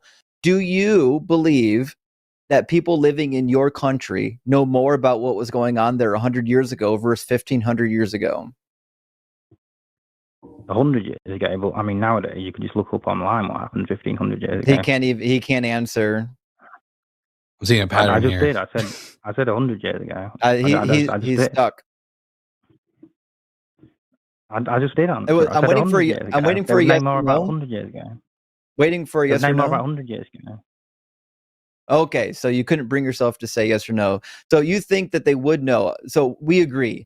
I think that the Jews knew more about what was happening during Jesus' time period, according to the Talmud, than Josephus knew what was happening 1,500 years before him. And I certainly don't believe that all the writings of the Talmud are 100% true. This is the point that you're getting stuck on. I didn't claim that the writings of the Talmud were true. That's something you had to assume about my position. I used the Talmud as a historical source without telling you whether I thought it was true, because again, I wasn't being serious. I was making fun of Jesus having not fulfilled any prophecies. Right, but that's why this came up. This didn't come up because I'm defending the veracity of the Talmud. This came up because I was making fun of Jesus and it went over your head. No, I don't think I'm. It's a very good it's a very good tactic for you to harpy on this, Matt, so you don't actually have to talk about Jesus' inability to fulfill any prophecies. No, I was stuck on the apparent contradiction of the. It's not an apparent contradiction because my position is in not that the Talmud is valid. That was never my position. Move on. You're referencing it as in echo. I'm aware, and now you're stalling because you don't want to talk about the actual topic that we were talking about. Let me. My claim is not that the Talmud is true. My claim is that the Talmud's recollection of what happened 100 years prior to its writing is more valid than what Josephus could recall 1,500 years prior to his writing, something that you already agreed to. We're done with this. We can move on. Okay, but the Gospels were written closer to the event than that story in the Talmud, obviously. I agree. You're claiming to somehow know that when that was written in the Talmud, you don't know, do you? You don't know. And we have good data to suggest that. And we have good data to suggest that the events mentioned in the Gospels are not historically accurate. Okay, but you do acknowledge that you changed the standard about the proximity of the event because obviously the Gospels were close to the event. I didn't. We never brought up the proximity of the Gospels. That was never a point we ever talked about. I didn't bring it up. Duncan didn't bring it up. You didn't bring it up. The only proximity to events that were ever talked about prior were Josephus's proximity to the fucking Exodus. So try to stay on track here, guy. All right, you're gonna get like that about it. We can move on if you want. I don't think the dating of the gospel manuscripts are relevant to whether or not they're true. That's why I didn't bring it up. Well, no, you contradicting yourself again because you were just saying that it was different on the Josephus to the Exodus case because it was less years than 1,500. He can't stop himself. Listen, everybody here agrees. Everybody agrees that people know more about what is in their general proximal history than what happened 1,000 years prior. My claim agrees with your claim. We both agree. Please move on. All right. You seem to be contradicting yourself about the proximity, but we can move on anyway. It's neither here nor there. So when was Jesus born? Because we would expect that this claim would be accurate, given that the Gospels weren't written that long after Jesus' birth. So when was it? Sometime, I believe it's sometime between 10 to 3 BC, something like that. So he wasn't born during the census of Quirinius, like the Gospel of Luke says, then? Maybe not. So the Gospel of Luke is wrong about the nativity of Jesus. Yeah, maybe. It would be a real problem for me if I was a Protestant, wouldn't it? Well, are you Catholic? Sort of. Non-denominational, I suppose. That sounds like a Protestant to me. I don't view the entire Bible as inerrant, if is basically the point. So you don't think that we can trust? Yeah, sorry, Duncan. Yeah, the claim that you came in as that the historical record matches the biblical narrative. Your claim is that the Bible is essentially trustworthy because it matches history, and we're demonstrating to you that it doesn't match history now, and you're just saying, well, I don't believe that it's 100% true. What percentage true is it? Probably 60 to 70%.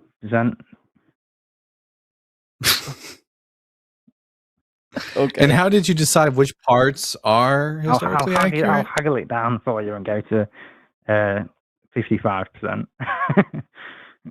Oh boy. What portion of the Gospels is historically accurate? 70%.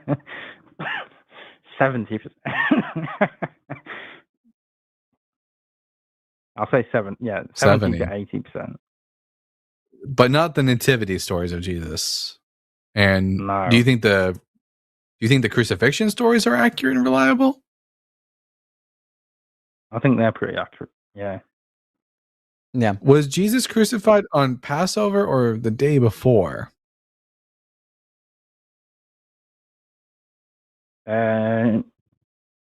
Whichever one John says, he's the most reliable of the gospel writers because he was closest in the inner circle. He's the least reliable. So John's right in that Jesus. So John's right that Jesus was crucified on the preparation day of the Passover in the afternoon, and all three of the synoptic gospels are wrong, saying Jesus was crucified on Passover around 9 in the morning. Yeah. Even though his work is written much later by we don't know who. Again, also not written by John the Apostle. We don't know who wrote the Gospel of John. So, but why is the writing style and the theology and themes presented in the Gospel of John the same as in John's letters then? They're not. In that case. So the reality is, 1 John and 2 John and 3 John don't actually match as well as you think it is, but also John the Elder, if he wrote the Gospels, or not the Gospels, the letters, obviously he would have access to some sort of tradition, but I certainly don't think that the themes are the same. But now we're on an entirely different topic, and as much as I'd love to talk about the authorship of the epistles of John, we've got more people that have been waiting quite some time to get in, and I think we've given over an hour to this conversation. And listen, I had a good time talking, Matt. We gave you we shook you up a little bit and gave you a hard time, but you've been nice through the whole conversation. So we really do appreciate you coming by and chatting with us. And just next time we're on, call in and we'll pick this conversation up right where we left off. Okay, thank you for having me. Merry Christmas and God bless you. Yep, have a good one. Merry Christmas and may the force be with you. Indeed. That was a fun time. Could you imagine the first call we get? They want to talk about our favorite topics. Yeah, that was a lot of fun for sure. All right, friends, we're going to get our next guest in here. If you're watching and you want to call Justin and Duncan, it's 720-619-2288. Also, while we're getting the next caller up here, make sure you're going over to the Bible Guy official YouTube and TikTok and dropping him a follow. He's producing amazing content, and it's quite educational. So I really think that he's going to be a really big voice in the community, and I'm excited that we're starting to get more action with Duncan on stream. He's streaming more and more and more. When I first started watching you stream, I think you were on just a couple times a week and on TikTok back in the day. And now you're live streaming how many days a week? Now we're live streaming 4 days a week at the minimum. And then if I ever feel risky, I hop on a few other days. That's what I'm talking about. Let's grab Gary. Gary's calling in from PA. Gary is a theist. Says the biblical timeline of history now aligns with our historical record. I feel like we're getting deja vu. Welcome in, Gary. You're on the line with Justin and Duncan, the Bible Guy. What parts of, having already heard the prior conversation, what parts of the Bible did you think align with history?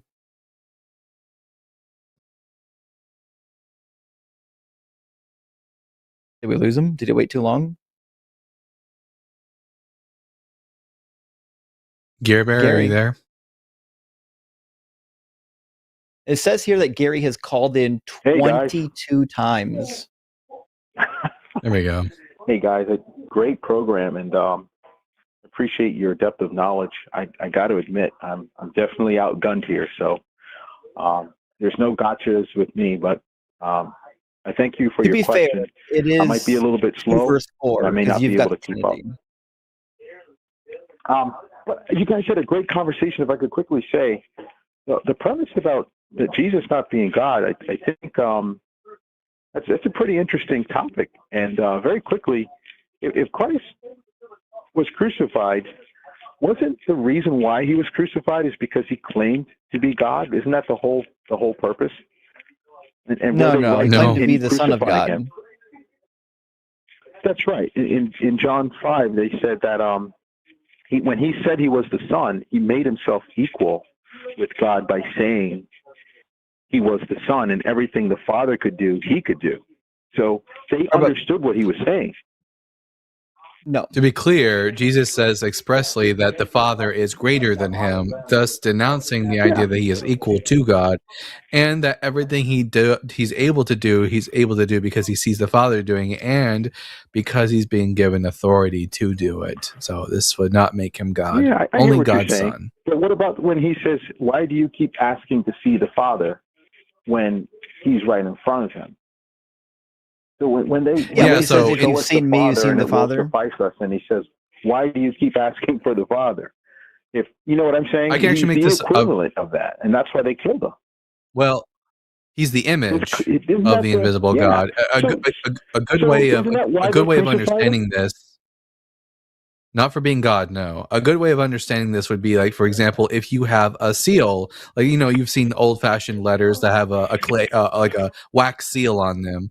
You would take wax, and then you would take a signet ring, and you would press it into the wax, and thus you would create an image of the seal. If you've seen the seal, you've seen the signet ring that it belongs to. When Jesus says, "One who has seen me has seen the Father," that's because he is the image of the invisible God, not because he is God himself. He's just like a perfect representation of him. It's interesting because in John 19:7, the Jews answered him, "We have a law. By our law, he ought to die because he made himself the Son of God." And there's a couple of verses here you where nailed it. The Son of God. That's the point. Yeah, right. But the Son of God is not identical to God. I think you understand the Son of that God when they call Jesus King of doesn't mean that you're identical to God. For example, in Psalm 2, David is a son of God. That's in right. 2 Samuel chapter 7, Solomon is called the Son of God. He's a picture of Christ. Yeah. Well, that's no, why you were saying there's nothing in the text Solomon about being worshipped. When you were saying Solomon being worshipped, Solomon's a type of Christ too. Well, he is a Messiah. He's anointed as the King of Israel, but he's got no relation to Jesus whatsoever.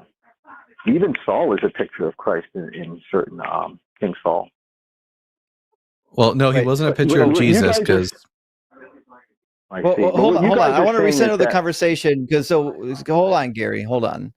So you came in with the prompt that you think the biblical history aligns with our historical record. Yes. Now, hold on. Now it just seems like you want to debate whether or not Jesus thought he was God. No, I just got into it. I just got fired up about it. No, that's not really why. I just want to make sure we're keeping focused on the actual topic. That's all. Yes, sir. So there's actually. What about? Yes, go ahead. The Bible should we think is trustworthy because it lines up with history? Well, the King James is, the most accessible, most accurate translation that the average person could get their hands on. King James? Mm-hmm. The King James is neither accurate nor is it accessible. It's quite outdated. But it's the most accurate. Oh yeah, you can go to a Dollar General and pick one up, or a hotel. I used to travel. Okay, it might be accessible in the U.S. and the world. I would find Bibles in the hotel drawer. It might be accessible in the sense that you can get one easily, but it's not accessible in the sense of being able to understand the King James Version Bible. As a kid, I thought a cereal offering was someone offering Frosted Flakes to God. So no, not accessible and also not accurate. The King James is rife with mistranslations, and also it's just based off poor manuscripts. But what does this have to do with the historical reliability of the Bible? In Genesis chapter 5 and 11, there is a genealogical patriarchal calendar in which the Hebrew word kadashem or begat is used. There's also a begat with the word yadal or yalad. And we've learned that when the patriarchal listing of a son was born, it would say Adam begat a son and called his name. That's the word kadashem. Seth. We know that it's a direct father-son link. And as you read further down in Genesis 5 and 11. No. A mother could do the same thing. Obviously, that would be conjugated differently. But like a mother could give a name to a child with the father. It doesn't always indicate a father relationship. Now, obviously, I think anyone with a brain would recognize that the people providing the names are typically the parents. Yes, that's right. So the caller's name, we know it's a direct father-son link. And if we see the word begat, there's no indication that we should assume that it's a father-son link unless otherwise stated. But anyways, 7 BC is incorrect, is the date of because Christ's birth. the verb yalad literally means to bring forth a child, and it's used for birthing children. That's correct. That's why I'm Isaiah saying, 7:14, but you'll let it then. So, for example, Christ is called the son of David, right? David begat a son, which Nathan. Is ironic since he wasn't from the line of David, Mary, but that's, I guess that's irrelevant. So David is, yeah. Mary's lineage isn't given to us in the Bible. It's through We only Nathan. get Joseph's lineage, and no, we get 2 genealogies for Joseph in the Gospels, one through Nathan and one through Solomon, but neither of those genealogies belong to Mary. See, thank you. Nathan is the missing link that most people think. They would think it goes through Solomon, but it's actually through Nathan. Well, for the because the prophecy says that it's going to go through Solomon in the Hebrew Bible. So if you go to both Chronicles and Samuel, it says that it's going to go through Solomon, and that it's going to be from the seed of David, from his loins. So First Chronicles 22 literally says, and he shall be my son, I will be his father, and I will establish the throne of his kingdom forever. And this is the prophecy to Solomon. In the 2 Samuel chapter 7, verse 12. Right, the throne, but not through bloodline. Comes through bloodline, through Solomon. And that's why it says in 2 Samuel 7, when your days are fulfilled and you lie down with your ancestors, I will raise up your offspring after you, who will come forth from your body, and I will establish his kingdom. So no such promise is ever given to Nathan. So, like you said, there's 2 lines that are given into Joseph, right? And one is both through of them Nathan go to and Joseph. the other is through Solomon. So they both. One goes through Nathan, and the it doesn't, because neither one of them result in Jesus being of the seed of David, which is what it says in 2 Samuel, that it's going to come from your body. No, it's not, because Joseph wasn't the daddy of Jesus.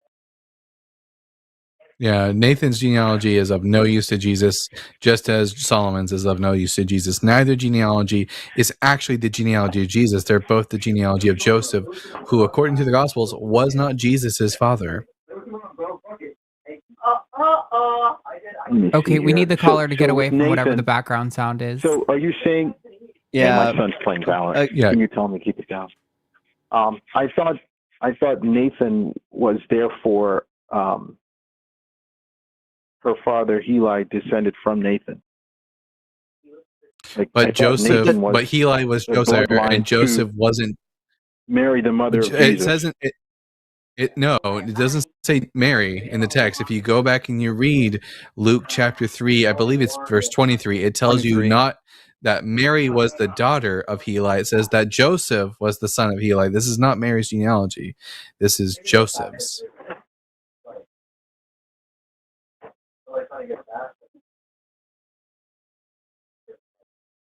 If you have a Bible with you, Mary's not. It says that Joseph is the son. It says Joseph, the son of Heli. So Luke 3:23. Jesus was collected to Nathan. No, they're both Matthew and Luke are giving us Joseph's genealogies. They contradict each other. One says that Joseph's father was Heli through Nathan. One says that his father was Jacob through Solomon. That's the problem. Luke 3:23, Jesus was about 30 years old when he began his work. He was, as was thought, the son of Joseph.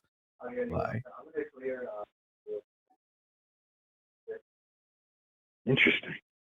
Yeah. Like I said, I'm not very strong in this, but I actually have a calendar of history with Christ's birth at 7 BC. It was on a Jubilee year. 7? Sunday, October 2nd. Actually, I would buy 7 BCE If Matthew over is Luke. true, Yeah.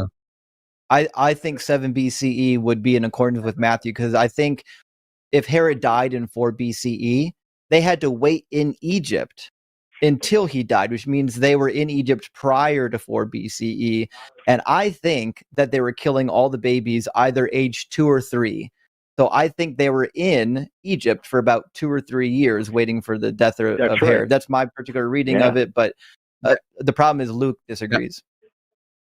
Yeah, the problem, Gary, is that the Gospel of Luke tells us that Jesus was born when Quirinius was the governor of Syria and he did his first census over the people.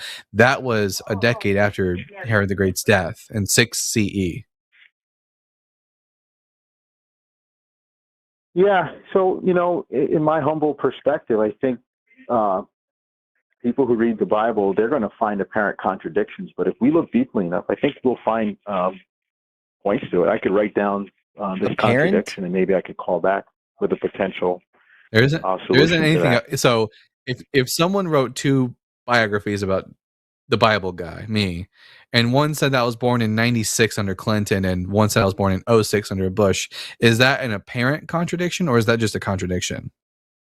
It's an apparent, because sometimes there's information that we're not gathering. So, for example, Tetrarch. Well, the only way it could be an apparent contradiction was if Jesus crawled back up into his mother's vagina and was born a decade again later. But no, we know who the Quirinius was. Publius Sulpicius Quirinius, and who was the governor of Syria starting in 6 CE. Yeah. There are titles that are given. So, for example, a title of Herod may not necessarily be just for one individual, like Nebuchadnezzar. That can be a title given, or Cyrus. No, the Herod of the Gospel of Matthew is Herod the Great, because the Gospel of Matthew tells us that after he died, his son Archelaus was ruling in his place, and Herod Archelaus was the son of Herod the Great.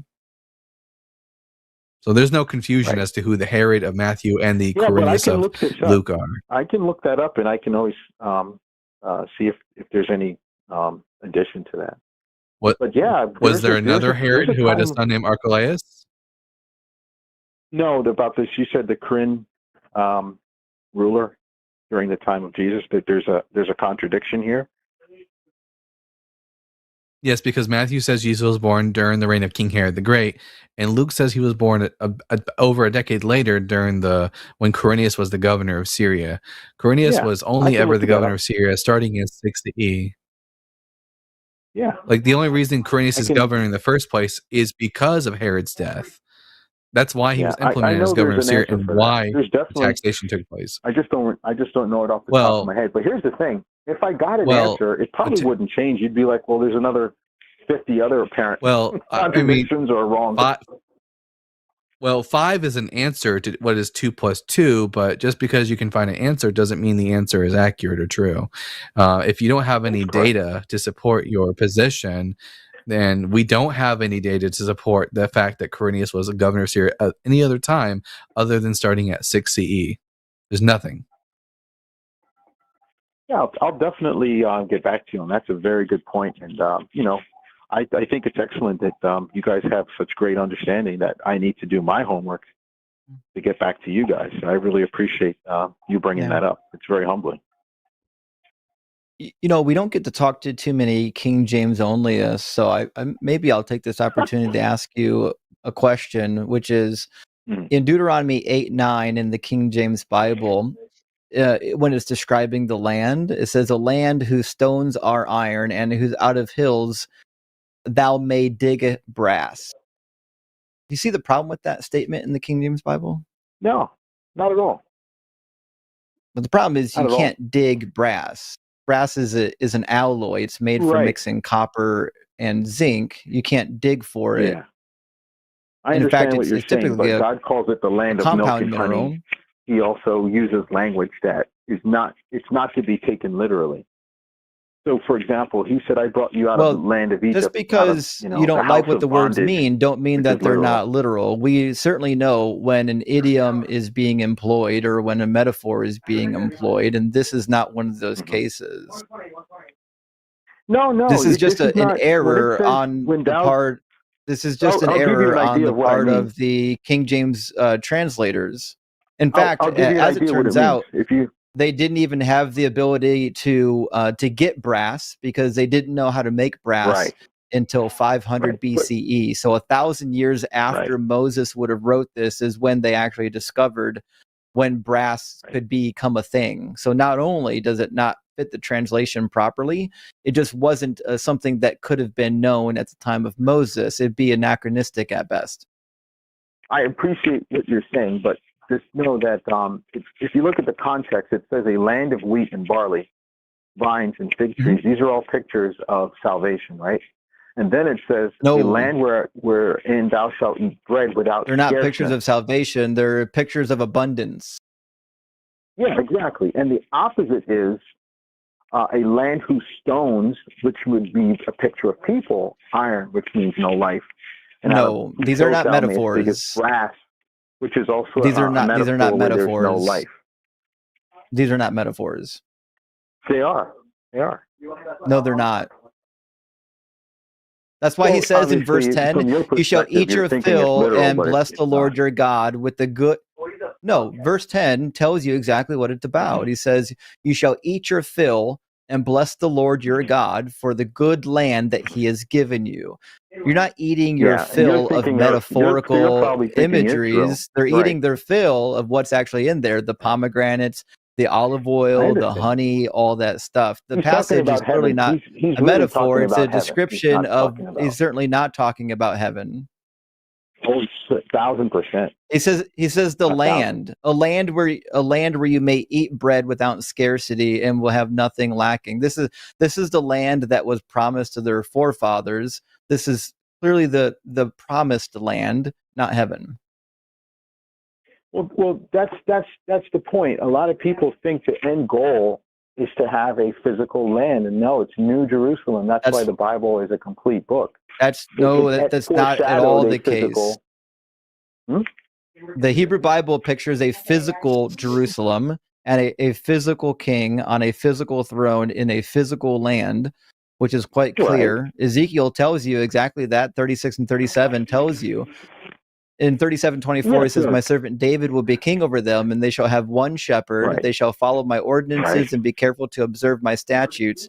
They will live in the land that I gave to my servant Jacob, in which your ancestors lived. So that means they're going to live in the land of Israel. That's the land that was given to their forefathers, Jacob. And they're going to live there forever, and there's going to be an actual king there. And unfortunately, Jesus was never a king, and he never restored them to the land. I think I have the perfect analogy. You see how much trouble Israel is in right now for what it's doing in Gaza? This is a perfect analogy on why we can't focus on the nation of Israel as the people of God. Because look at what they're doing. We can. So, just to let the reason why this isn't a perfect analogy is because you're assuming that the Hebrew Bible is true, and it's not. There will never be a mass return of all the exiles to the land where a Messiah reigns over them. No, I don't need spiritual understanding. I just know how words work. You have to spiritualize the words because you actually hate the words in this book. No, whenever the words in this book contradict your actual theology, you just have to say, oh my goodness, no, they have spiritual meanings. But as it turns out, I don't think that words have spiritual meanings. I think that's a cope when you don't like what the words actually mean. I understand where you're coming from, but do you really believe the Bible was written for a physical land to dwell on earth? As a literal, the Hebrew Bible. Yeah, it tells you that. Are you talking about the Hebrew Bible or the Christian Bible? The Hebrew Bible. The Hebrew Bible is what we. That's the Old Testament. What's in the context here? Because Jesus Christ was not. Well, no, we're not talking about Jesus Christ. What we're demonstrating here is that the Hebrew Bible disagrees with the New Testament, which is why it shouldn't be trusted because they fundamentally contradict on the nature. No, they don't have salvation because the God that they believe in doesn't exist. Jesus didn't save anybody. He didn't do anything. He just came and then he lied and then he died. And that's all the case. But in Jeremiah 33, when he talks about the Messiah, he tells you what's actually going to happen. And it's a physical land. He says, in the towns of the hill country of the Shephelah, in the Negev, in the land of Benjamin, in the places around Jerusalem, and in the towns of Judah, Right. flocks shall again pass under the hands of the one who counts them, says the Lord. The days are surely coming, says the Lord, when I will fulfill the promise to the house of Israel and the house of Judah. In those days and at that time, I will cause a righteous branch to spring up for David, and he shall execute justice and righteousness in the land. And in those days, Judah will be saved, and Jerusalem will live in safety. These are physical people restored to a physical land under the rulership of a physical king, who then employs the Levitical sacrifices again, according to verses 17 and 18. The only downside is, my gentleman, is that remember when Solomon's temple was made without hands. If you look in Isaiah 66, God talks about temples and buildings made without hands. There's a reason for this spiritual metaphors of lands with milk and honey and buildings made without hands, because flesh and blood can't enter into eternal life. No, it's made without hands because that means God did it. That's what it means to be made without hands. Means that it just means that mortals didn't do it. So the New Jerusalem and the new temple isn't stating that there's a spiritual temple that's somehow not physical. That's correct. Yeah, I mean, the book of Ezekiel gives us whose builder and maker is God. Remember, Jesus said, I have a house of many mansions. Behold, I go doesn't matter what Jesus a said. place for you. That's well, not it mansions. Doesn't matter what Jesus said. There's another King James version, poor translation. Not mansions. Rooms, not mansions. Yeah. So the book of Ezekiel. That's the Christian faith, not the Hebrew. The book of Ezekiel specifically tells us that there's going to be a physical temple. It gives you the exact dimensions of that temple. Focus, right? There's all spiritual components. Like if you look at the numbers, don't focus on the literal meaning of the words. Don't, whatever you do, don't read the Bible and believe what the words say. My friend, if you read the book of Revelation chapter 13, it talks about a number of a man being 666. I actually happen to know what that means. If I were to ask you, you would have to give some kind of literal calculation for that. But I actually know it's a it's not even hard. Go for it. Well, I'm sorry. What was that? Nero. It's Nero. Do you all understand what the numbers, in your understanding, what the number 666 is? It's not a it's number. Nero's name. So you can't apply the whole Bible in Nero's name.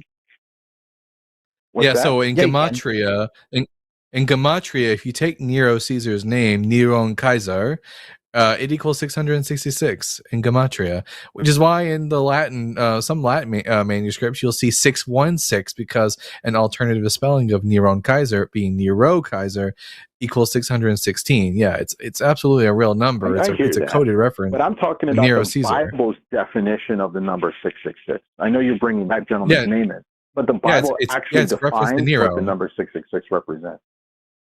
Yes, the number of a name being the name Caesar, Nero Caesar. Yes. Now, the number 666, actually, there's a 1/3, all over the 2/3 place. principle in the Bible. The 2/3 principle is those that are not saved. This is not the case. And the 1/3 is the nation of Israel. So there's a 1/3, 2/3 principle in the Bible. So the number 666. The number is for a name, just to be sure. Revelation 13 which is Satan, literally says that the name of the beast or the number for its name. So what that means is that this number must represent somebody's name. And it turns out that the name that it represents is not Satan. It comes out to the Neron Kaiser in Greek, or Nero Kaiser in Latin. Which is why almost unanimously scholars agree on this. So this is not Gary doesn't seem to understand that. Do you know that 666 talents of gold were secured from Solomon's naval vassals? And if you're not able to tie that in, you're not going to get an accurate. It's irrelevant. Of what the number it's irrelevant stands for. It's irrelevant because that has nothing. Gary, it's irrelevant because that has nothing to do with a name. The book of Revelation is very clear. It's the number of a name. When you talk about words having numbers associated to them in a first century Jewish idea, this is gematria. and it has nothing to do with Satan either, just so you know, because the beast and Satan are two different entities in the book of Revelation. Right. But you're approaching this with a very intellectual, intelligent perspective. But please know, it's not the way. It's not the way this agree that it means. Like, we're approaching it with the scholarly perspective. The people who have PhDs that have spent their life studying this, we're leaning on those people. Understand, like, we're not inventing any of these meanings. We're using the scholarly consensus of Christian scholars here. We didn't invent this. Right. Also, I have no idea why we're even on this right now. How did we get on the mark of the beast? I know that the King James only is like really love the end time stuff, and I don't know the connection. I'll never understand why this is so popular. But the reason why the importance of this is, if the Bible has end times prophecy of winged fowls with 7 heads and 10 horns and 10 crowns, there's a spiritual component that's not being observed when you read the entire Bible. Oh, we disagree. It just turns into a factual historical record, and when you get the spiritual, no, it's not a factual historical record. It's a failed historical record, and the problem that you have is when we see the failures, we just point out that they're failures. When you see the failures, you have to spiritualize it because you can't come to grips with the fact that the text is full of failures. See what answer, if I did obtain it, I'm going to humbly tell you I don't have an answer. But if I do, I'm sure there's going to be another task that you're going to show me that I need to look into. Yeah. When Justin and I read, like, for example, Revelation, and it tells us that these are about things which must shortly come to pass. We understand shortly and soon to mean shortly and soon. We don't have to like bend over backwards in order to make words not mean words anymore. So the book of Revelation is about first century Palestine, and the Roman Empire has nothing to do with any nonsense happening today. And again, what does this have to do with like the King James Version Bible? Well, if you have the received text, and I'm not sure what you have to show, but the King James Version or the J.P. Green's translation is also a very good one as well. I like the J.P. Green's, actually. Well, why? I don't care about the Textus Recepticus, especially when it has whole sections of the Bible which are like not original. Like, for example, if I want to know what the Gospel of John said, I'm not going to go to like the manuscripts that were used for the King James Version, because the whole section of the pericope adulterae, the adulterous woman story, isn't original to the Gospel of John. That's a whole section of the Gospel that was added at a much later date, and it's in your Bible, which is why most modern day Bibles don't have that section anymore, because we know that older manuscripts more closely related to the original autographs don't have that story in it. This is just another example of the KJV being inaccurate and unreliable. Well, I've heard so many statements like that when I know that the Masoretic text and some other texts are only as old as 75 years from printing. And I know that the Jews and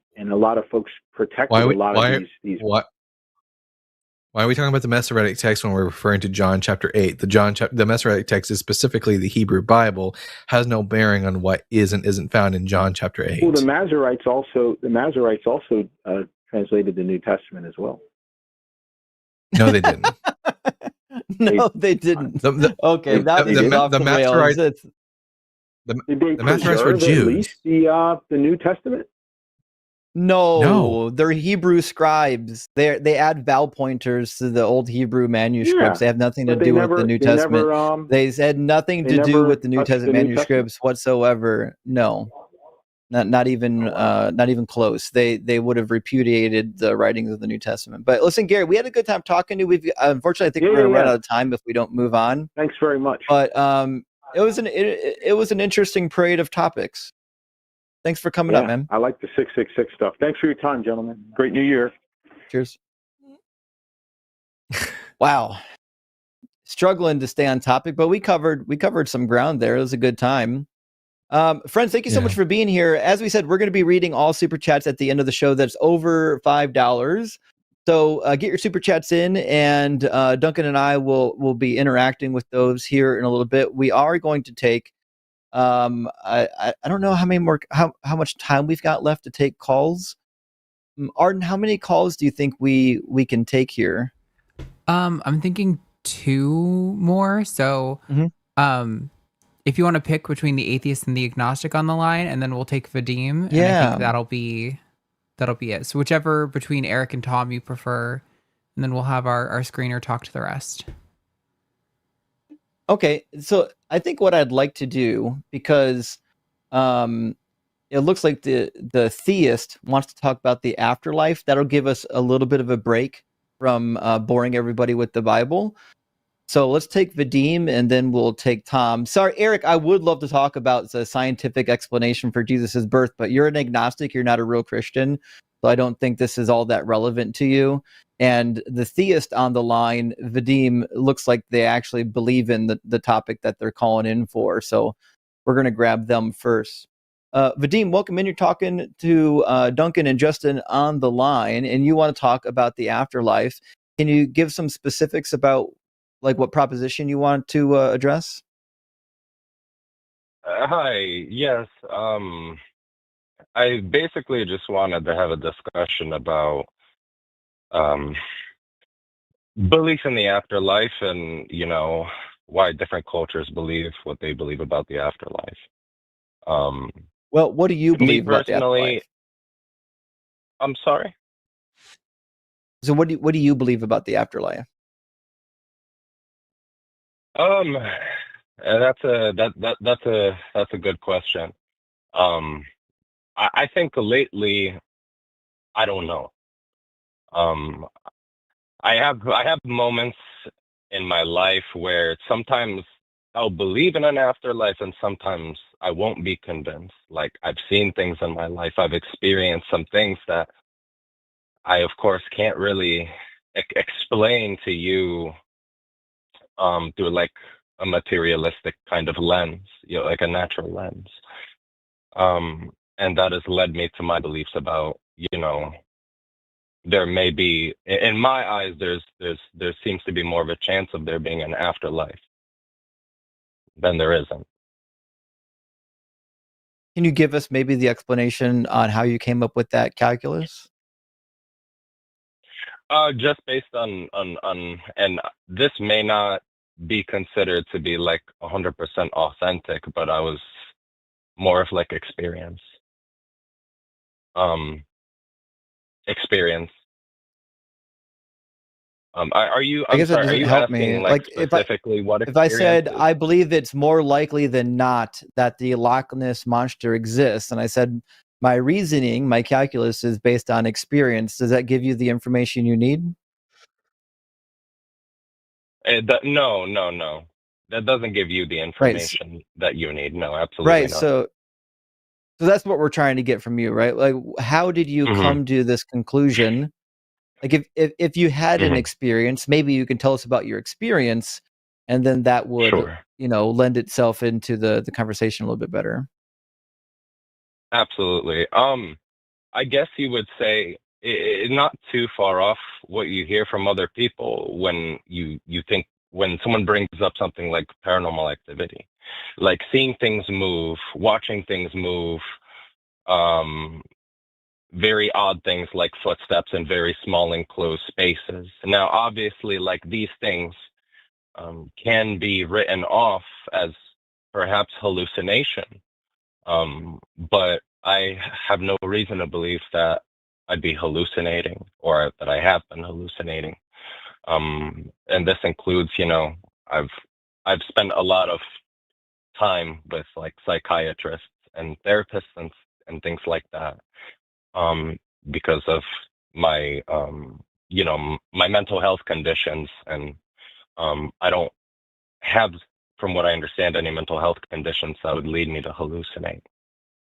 Well, people who are mentally sound will still have hallucinations. In fact, it's widely reported that people that are experiencing heavy emotional tolls, like dealing with the grief of dying loved ones, will experience hallucinations, or when they're dying themselves, they'll experience hallucinations. But it's so common. Like, we have people who supposedly mass hallucinate alien encounters. There are groups of people who are convinced that they were literally abducted by aliens, right? But like we would chalk this up as some sort of a hallucination, some sort of a mental issue. And you'll never convince them that it didn't happen. They're entirely convinced, which leads to kind of the problem with experience, which is to the person who's experiencing it, one, they have no way of knowing if what they experienced is authentic. They don't have, an outsider could tell them, an outsider could look and say, no, that actually didn't happen, right? But as you, the individual, you have no way of determining it, right? And number two, a person who is prone to having hallucinations or spiritual experiences, they tend to be treatable. So like I've got a good friend that I met through TikTok who went through years of religious psychosis before his friends and family and loved ones figured out that he was having episodes of psychosis. And when he got medication, it all went away. But he didn't know that. He didn't know he was experiencing psychosis. Yeah. Yeah, no, that's a fair point. That's a fair point. And I would say one other thing, only because my mother, who I love, isn't watching, but my mother experiences episodes where she hallucinates things that aren't real. And Mom, if you see this, I love you, but sometimes you say things that aren't real because your brain is tricking you. But she's convinced, and she will still say to this day, that one of my sisters had a disease as a child that allowed her to walk on walls and ceilings, and she watched it happen. And to her, this is real. Yeah. You'll never convince her otherwise, right? And that's the problem when we talk about our personal experiences, is we don't really have the tools to internally know if what we're experiencing is real or not. I think when it comes to the concept of the afterlife, I think psychology gives us more than enough adequate reasons to understand like what led humans to develop an idea of the afterlife. All you really need is hyper agency detection mechanisms in your brain. And also, like as Justin's already alluded to, bereavement hallucinations. People who are completely mentally sound and sane and healthy, can hallucinate loved ones in the room with them after some tragic event has befallen them and they've passed away. The same was obviously true for our ancestors, and seeing a loved one appear in the room with you could definitely lead ancient peoples to believe that, well, they must still exist in some capacity, and thus lead to an idea of an afterlife.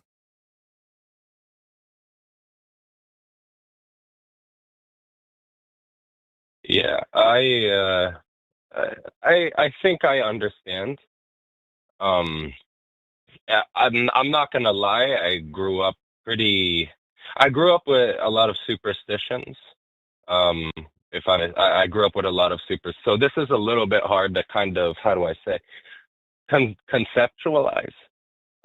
When I because I see a psychiatrist and I see a therapist, and they don't necessarily explain this kind of stuff to me when I talk to them about this stuff.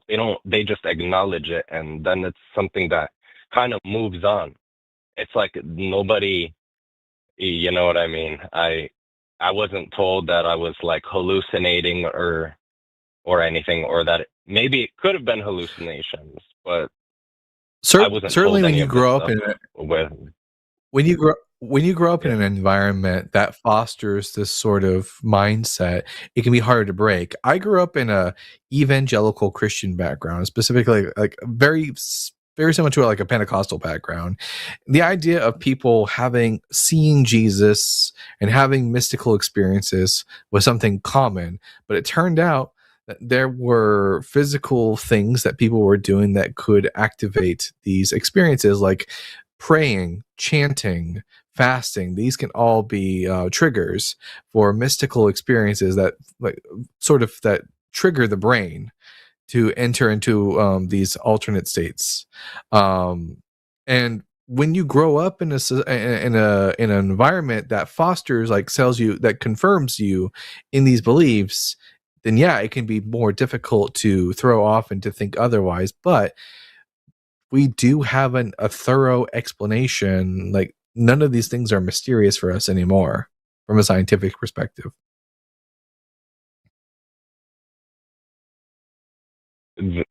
I see what you mean, but I understand that. I'm trying to figure out what I'm trying to say here. I don't like this. It's hard for me because, like I told you before, I grew up religious, so this is difficult. This is I'm sure you see what I mean, because I grew up with a lot of superstitions, and I follow a lot of these superstitions, today, because those all have to do, like, we're taught that these things, that these beliefs are basically like life or death, and so, as you can imagine, this conversation is really important to talk about. I don't know if this was supposed to be like a Christian only kind of call-in. No. But I'm not a Christian. I'm anything but a Christian, but yeah, I don't know. Talking about the afterlife was just something I kind of wanted to, because I'll have to look that up and do some more research into psychology. I guess it looks like I'm out of the loop. Let me suggest this, because I spent a lot of time thinking about the afterlife when I was agnostic. So when I left Christianity, I went through a phase where I was agnostic for a while before I landed on atheism, and the afterlife stopped making sense to me. So, for example, if there was a deity that wanted us to live forever, well, we could just literally live forever. Like, there's no need to have a mortal life and then have a spiritual afterlife, right? If that's the case, we also have to figure out, well, where are we going to be in the afterlife? Are we going to be here on the earth? Because most of the ghosts or the apparitions that people have are here on the earth, which would lead us to believe that our ghost or whatever we're doing in the afterlife is still here on this floating rock. But this rock is going to be destroyed. In a billion years, the sun's going to burn us up. In a couple billion years, we're probably, it's not a guarantee, going to get wiped out when the Andromeda galaxy collides with our own galaxy. So it just seems to be if there is some sort of eternal afterlife, I'm perplexed as to where it could be. We would have to discover some alternative reality. But if there's an alternative reality where the spirits are going, then why are we having spiritual apparitions here on the earth? Yeah, that's a good point. I mean, I think other religions would say that, they would call them enlightened beings, saying that they're tasked with spreading gnosis or enlightenment or something. Sure. Well, Vadim, thanks for calling in. I mean, these are difficult topics to discuss, and it sounds like you're in some phase of deconstruction, and I certainly empathize with it. I was myself for quite a while before I got to where I'm at right now. But I mean, the learning process is fun, even though the difficult step of realizing there might not be an afterlife isn't fun. But the process of learning and digging and finding out. Yeah, I still remember, when there was a moment where I realized there wasn't an afterlife, and then there was a couple weeks later, I had the moment of well, now I'm just mad, right? And I'm mad that I spent my life believing there was going to be an afterlife, and it turns out that this is really all we get. And it's okay to be mad. It's okay to be scared. What I can say is that was a long time ago now, definitely scary. And you do get through it. It becomes an old hat at some point. Your brain decides to move on. But I definitely get it at the beginning of that phase. It's pretty terrifying to think that one day we're going to be no more, just like the before we were born. But the good thing is, once we're no more, we don't give a fuck because we're no more. We don't have nothing to worry about. Dying's not the problem. Knowing that you're going to die is the hard part. But this is what I tell myself. I wake up every day and I say, I know I'm going to die one day. I'm not going to exist, but I'm fucking alive today. Today I'm alive. I'm going to make the most of this day. Yeah. Yeah, But I see what you mean. Maybe it's not all that bad after all, you know. I was talking. I called in a few months ago, and I was talking to Forrest, and I think he made a quote by, I think it was Socrates. Well, if there is, I'll go speak to the gods, and if there isn't, well, I need to sleep anyway. Well, I kind of wrote that down and have it etched in my brain. So you know what? Maybe that's fine. Maybe that's fine. I like sleep. Right. It'd be the best rest of your life. Well, say less. Vadim, thanks for calling in. We'd love to hear from you again, and best of luck in your journey of discovery. Thank you so much. I'll be sure to call in again. It's the first time talking to both of you guys, so I just wanted to say it was nice meeting you. It was great to meet you as well. Okay. Cheers, friend. Take care, guys. Thank you. Yep. You know, Justin, I really lucked out when I became a naturalist. I didn't have any existential trauma over the afterlife. Like, I was actually just excited. I felt like I was in like a whole new world. I got to learn new things. I really lucked out. I didn't have any fear of hell, any existential dread over death. Like, maybe it just hasn't hit me yet.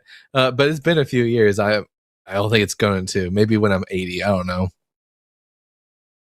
I think it hits people at different times. Like, I had a good friend of mine that I used to work with, and he at one point I think he was kind of trying to feel out if I wanted to stay in my current position at the company forever, or if I wanted to like climb the ladder. And he had mentioned something kind of in passing, but he's like, you're 40 now. I'm older than 40 now, by the way, guys. This was back then. He goes, you're 40 now. He's like, you're on the back half of things, not the front half of things. You might want to be doing different things differently in this phase of your life. And I can tell that, like, in his mind, it clicked at some point in his 40s that like, hey, there's times not forever. Like, so I think there certainly is an age. I think for a lot of people, they call it the midlife crisis. I don't think I went through like a real midlife crisis at 40. In fact, it was annoying to me when I deconstructed in my early 30s, but like turning 40 was not a problem for me at all. But everyone's different. Didn't get that red Camaro? All right. I already got all the stuff out of my system. It was already out of it. But we do have an atheist that wants to call, talk in. It's going to be Tom. All right, click the button, right? Tom, welcome in. You're on the line with Justin and Duncan. Tom says, academically sound hypothesis that the Gospels were not written by Christians. I'd be interested to hear in the hypothesis. My notepad is open. Hi, yeah. So it's a hypothesis put forward very strongly by Robin Faith Walsh. Have you heard of her? Oh, yeah. Mm-hmm. Oh, okay. So, her basic point, well, most Christian scholars view the Gospels as transmission of either oral tradition or earlier written tradition. I hear you often say that there's a lot of cope that explains why the misuse and misunderstanding of the Old Testament. Her thesis is that the authors were educated literary producers who had an enthusiasm for what Christianity seemed to be about.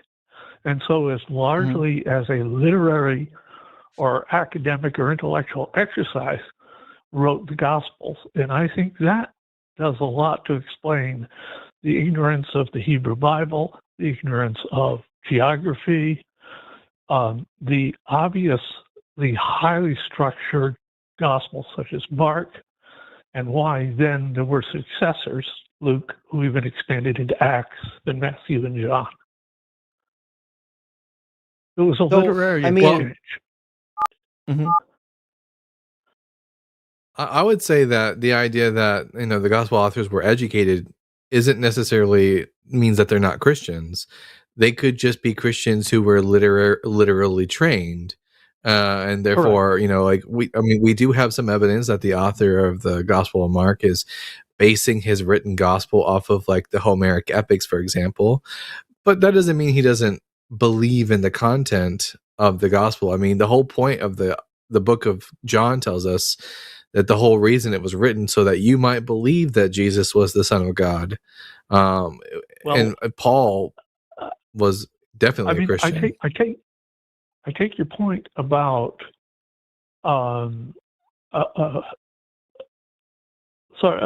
whoops. Who was the first one you mentioned as being?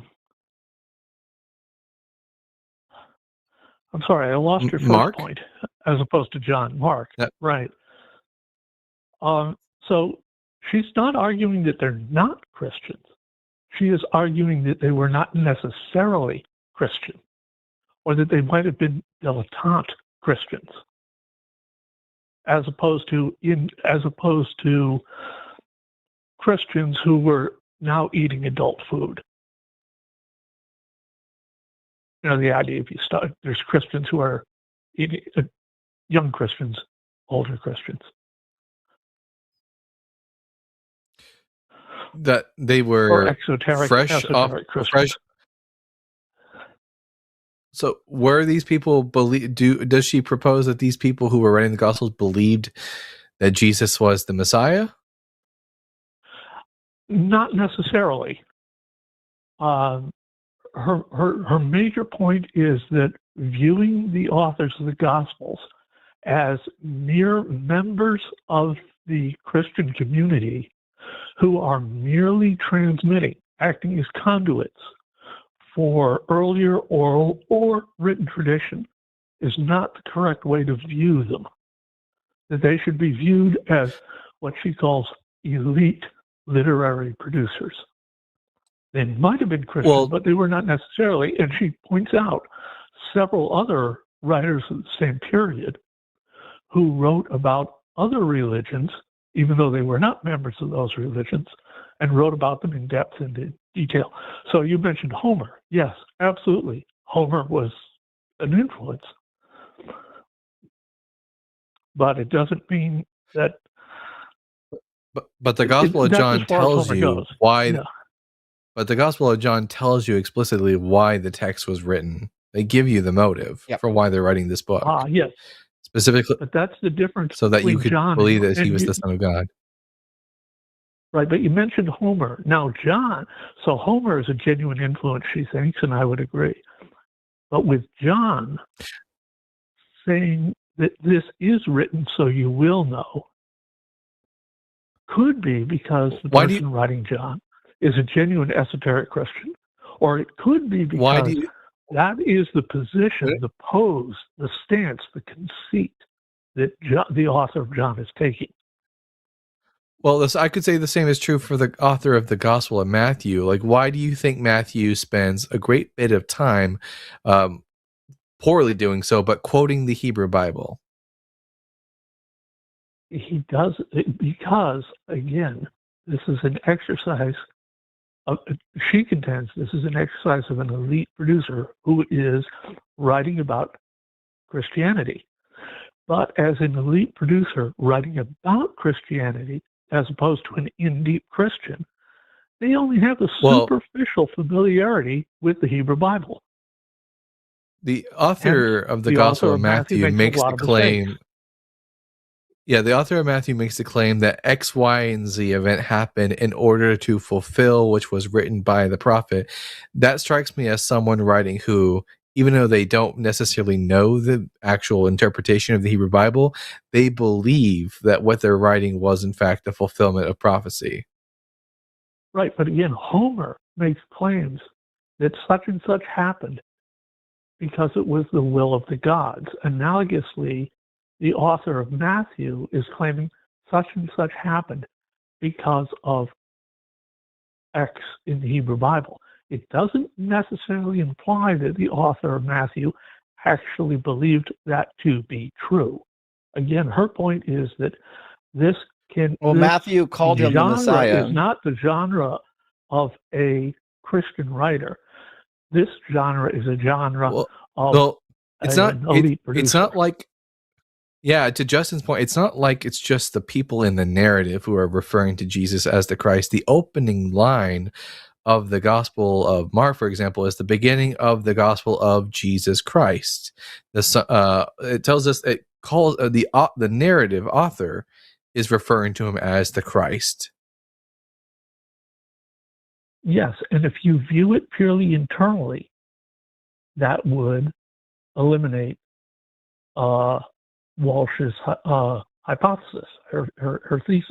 Wait, but is her hypothesis that they're Jewish or not? Think about the gospel as an exercise. Are they Jewish? The authors? As opposed hold to on, a transmittal of truth. Just hold on, Tom. Hold on. Does her hypothesis posit that these are Jewish authors or Greek authors? Greek educated, certainly. I don't recall as whether she takes a position as to whether they are Jewish or not. I would assume she takes the position that while they bungle the Hebrew Bible Jewish all over the place, the reality is these authors clearly have more than at least a passing familiarity with the Jewish people. They seem to be at least related to the Jewish community in some sense. Maybe fanboys, I would agree.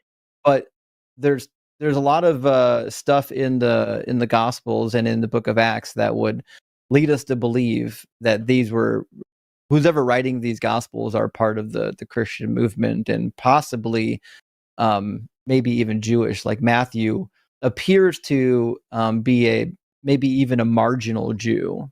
Just not a well-educated Jew, just kind of a marginal Jew, but a Jew nonetheless. But I don't understand why we would jump to a hypothesis that these people were not followers of Jesus. It would need an actual motivation for writing and for why these were accepted works within the community. Also, Matthew seems to be particularly interested in the Jesus narrative of him being the Messiah, which would be a really weird thing to be interested in if you're not part of the community. Yes. So there are two responses to that. The first one is she does not say they were not Jewish. She does not say they were not Christian. I didn't say that either. She merely speculates it as a possibility. But inherent in her thesis is that they were at least enthusiastic dilettantes, if nothing else. But you also have to, a major part of her book, the first 2/3 of her book, is actually about why the mainstream view of what the Gospels are is likely in error. And that is the mainstream view that the writers of the Gospels were acting largely as conduits of an oral tradition or written tradition of a community of which they were an intimate part. I find this to be kind of a silly theory, given that the Gospel authors are copying from Mark. I find it doubtful that these are like high-end literary enthusiasts, but then for some reason they decided to quite literally copy the Gospel of Mark. Like 90+% of the Gospel of Mark shows up in the other two Gospels. That's not something that I would actually expect from somebody who is some sort of a literary enthusiast that's trying to show their chops as a writer. Okay, that's the second point of her thesis, which I was coming to, which is this sort of copying, almost verbatim copying of one rendition into another rendition, was something that was actually extremely common at that time and extremely common outside of Jewish tradition, as well as extremely common inside Jewish tradition. And again, the nice thing about this book is it's actually an academic book, meaning it is relentlessly But did she pay you to come here and do this? I'm so confused about what's happening right now. Like, are you a publicist? That would be my... Like, until I get any positive... Until I get any positive data to suggest that the Gospel authors were anything other than Christian, the assumption is going to be based on the the content of the text is that these are Christians because they write as if they are believers. I would need some very, very, 100%. Very strong data to suggest otherwise. I agree 100% that the default position is what you stated. And I agree 100% that you have no reason to change your default position. Mark chapter 7, there's a really interesting note. So in Mark chapter 7, when Jesus is talking to the Pharisees because they're chastising him for not having the disciples wash their hands, it said, if you go down to verse 17 through 20,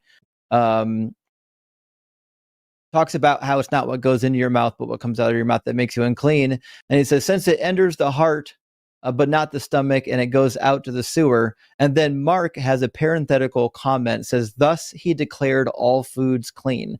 Mark is now adding his own note, interpreting the words of Jesus to align with Christian doctrine. This is something we would expect of somebody who is in the Christian movement. And listen, I don't know if Mark wrote Mark, but if Mark did write Mark, then it's clearly somebody who's part of the Christian movement. Mark was the cousin of Barnabas. We learned this in Colossians. Okay, well, I am not anything close to a biblical scholar, so I can't get. I really am not qualified to debate this with you.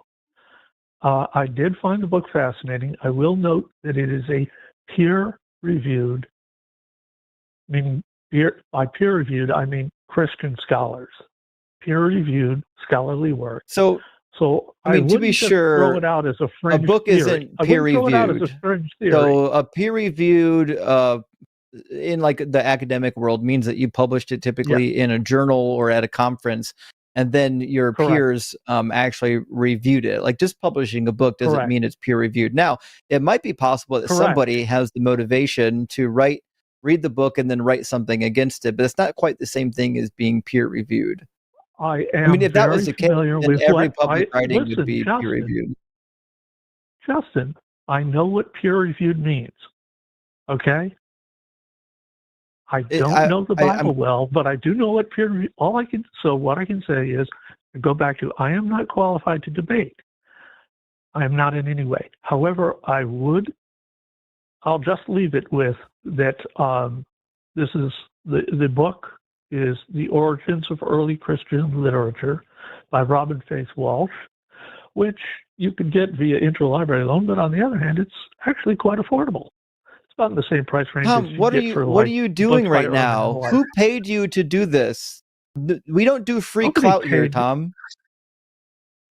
Look, if somebody get out of here. Okay, I don't know who Tom is, but clearly somebody paid him to do this. That is not normal behavior. Okay, well, it is what it is. Yeah, friends, thank you for all the phone calls. Sorry we had to drag you through that conversation with Tom. Oh well. We've got some super chats to read. Thank you for everyone who is supporting the channel via super chats. Super chats help to support the channel. It helps to support the work that we do, and it gives us an opportunity to interact with the fans, and we really appreciate that. So we'll alternate back and forth. I'll start. $10 from our friend Side. Good to see you, friend. It says, so excited for Justin and Dalton. I think you misspelled that. It's Duncan though. I'm excited for it too. This is a lot of fun. Probably more excited than you are, Side. That's I agree. Good fun. And $5 from our friend Joshua Everett. Remember, the line chat is not a dating service. We might be able to get permission for a section on the Discord, though.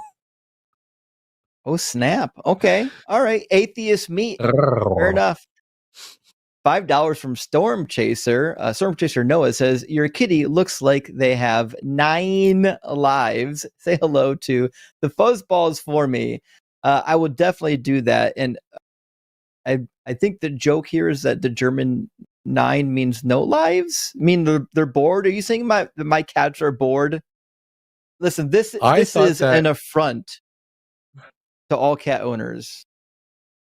I thought they were implying that your cat looked like a certain German chancellor from the 1940s, but does he have a little mustache on his butt? That could be the case. Yeah, one of my cats does actually have a little bit of a Schittler stash.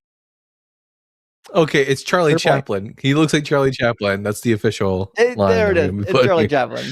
Yeah. And then my friend Herbie Shine with the 5 pounds. Hello, Governor.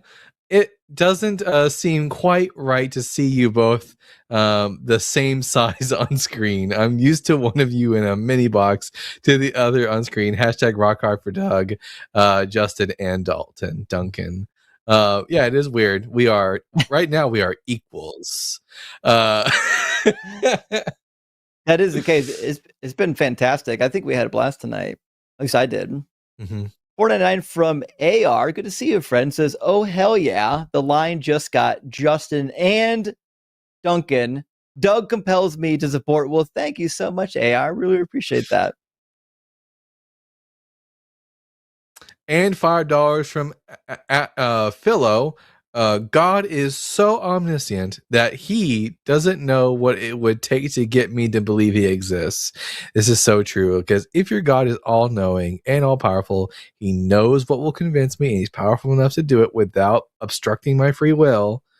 The fact that I don't believe means he either doesn't want me to, he doesn't know, he's not powerful enough, or he's just a dick. He doesn't exist.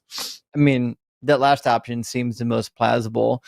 10 from Malcolm says, I was considering becoming a Duncanite monk of Dougism, but I'm deeply concerned about the trial of the ass water. It says I must drop my thigh. Must I perform the full twerk, or is it pelvic thrust, or is pelvic thrusting good? And I could be wrong, but I think if we're putting this in proper context, I think the twerk was envisioned here in Numbers chapter 5. But you know what? It's not specific. Maybe it's metaphorical. Do a metaphorical twerk. I'll get right on that. And 15 from @Genji. Do you think the Levantine Wars were pretty much the harbinger of doom for the Northern Kingdom? Levantine Wars of a harbinger for the Northern Kingdom, like maybe. But I mean, Assyria was ultimately like the ultimate downfall of. Are you referring to the Northern Kingdom of Israel? Yeah, I think so. That's what they're referring to. Yeah. So yeah. I mean, that certainly is the case.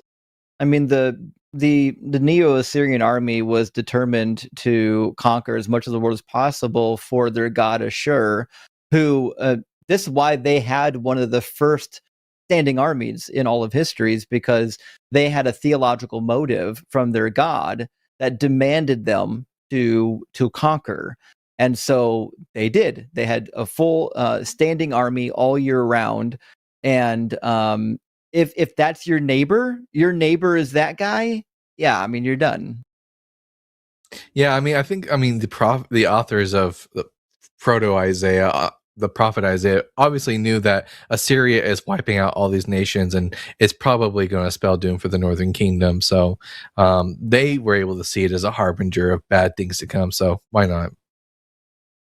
Yeah, I mean, you'd have to see that coming. Like, imagine you're in the Midwest, in Ohio, the heart of it all, and you see an army over the course of 3 or 4 years marching south out of Canada, wiping out everything in its path. I mean, a logical person can conclude that, like, oh fuck, they're going to get to my location and they're going to really mess things up. Which is why, like, the geopolitical prophecies about the Assyrians and the Babylonians, to me, are like the least interesting prophecies of the Bible. Because yeah, anybody could have predicted that they were going to go wipe out everybody in their path. We got 99 from Yes, It's Me. It says, if the Trinity Godhead was actually established in the Bible, why then is it referred to as he, him, instead of plural, they, them? So I can't think of a situation where the Trinity itself is specifically referenced. that's something that Christians have to read into the text. They've got like a trinity of the gaps. Like, look, here's this one interesting grammatical anomaly in the story of Sodom and Gomorrah getting destroyed when Yahweh sends fire from heaven from Yahweh. And you're like, obviously there must be two Yahwehs. Like, these are the gaps that they're getting themselves into. But to be sure, I don't think that the Trinity is in the Hebrew Bible or the New Testament. So I don't think that they're referring to it as a he, him, but certainly God, the Father, wouldn't be a he, him, being that he's completely immaterial, at least according to right-wing ideology. According to right-wing ideology, if you don't have chromosomes or a penis, you can't be a him. So the Christians were really confused about their book. All right. Science Lover with the 349 Thai bucks says, Justin, I find so many new talented atheists by following you to different streams. NTMY, the Bible guy, Rock Hard for Doug, and Happy Holidays. What's NTMY? I think that's nice to meet you. I have no idea. Oh, nice to meet you. All right. Good job. Nice to meet you too, Science Lover. Yeah, that one's not inside joke, brain rot, chat nonsense. Just a normal abbreviation. Yeah, I love finding new creators in the community and trying to get them get their the airtime up as much as possible, because I think the more people that are doing this, the more we're going to delay the possible onset of Christofascism. Drew, thank you so much for the $10 super chat. Says, when they focus on the Alpha and Omega, it leaves out all those other important Greek letters. That's a fair point. That is a fair point. I mean, to be fair, Jesus wasn't the Alpha and the Omega. He was clearly a beta. I was about to ask who the beta was. Yeah, sure. Love that. Okay. Coy Dury with the $50. Justin's knowledge has always impressed me. This is my first time hearing from the Bible guy. Hot damn, what a duo. The understanding and comprehension of the Bible with confidence is a great listen.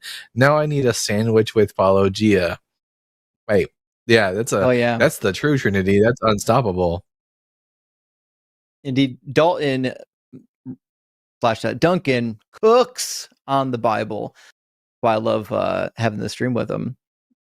We've got $4.99 from GeForce. Says, praise be to Dalton and Justin. The caller is now a Quispy Quiston. So hard for Doug. Well, good to see you tonight. Thank you for the super.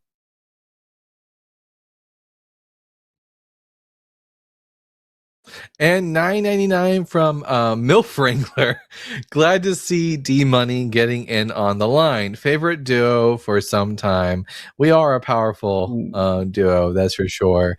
I think D Money's good because we're very synced up. The two of us. I mean, ever since that one event with the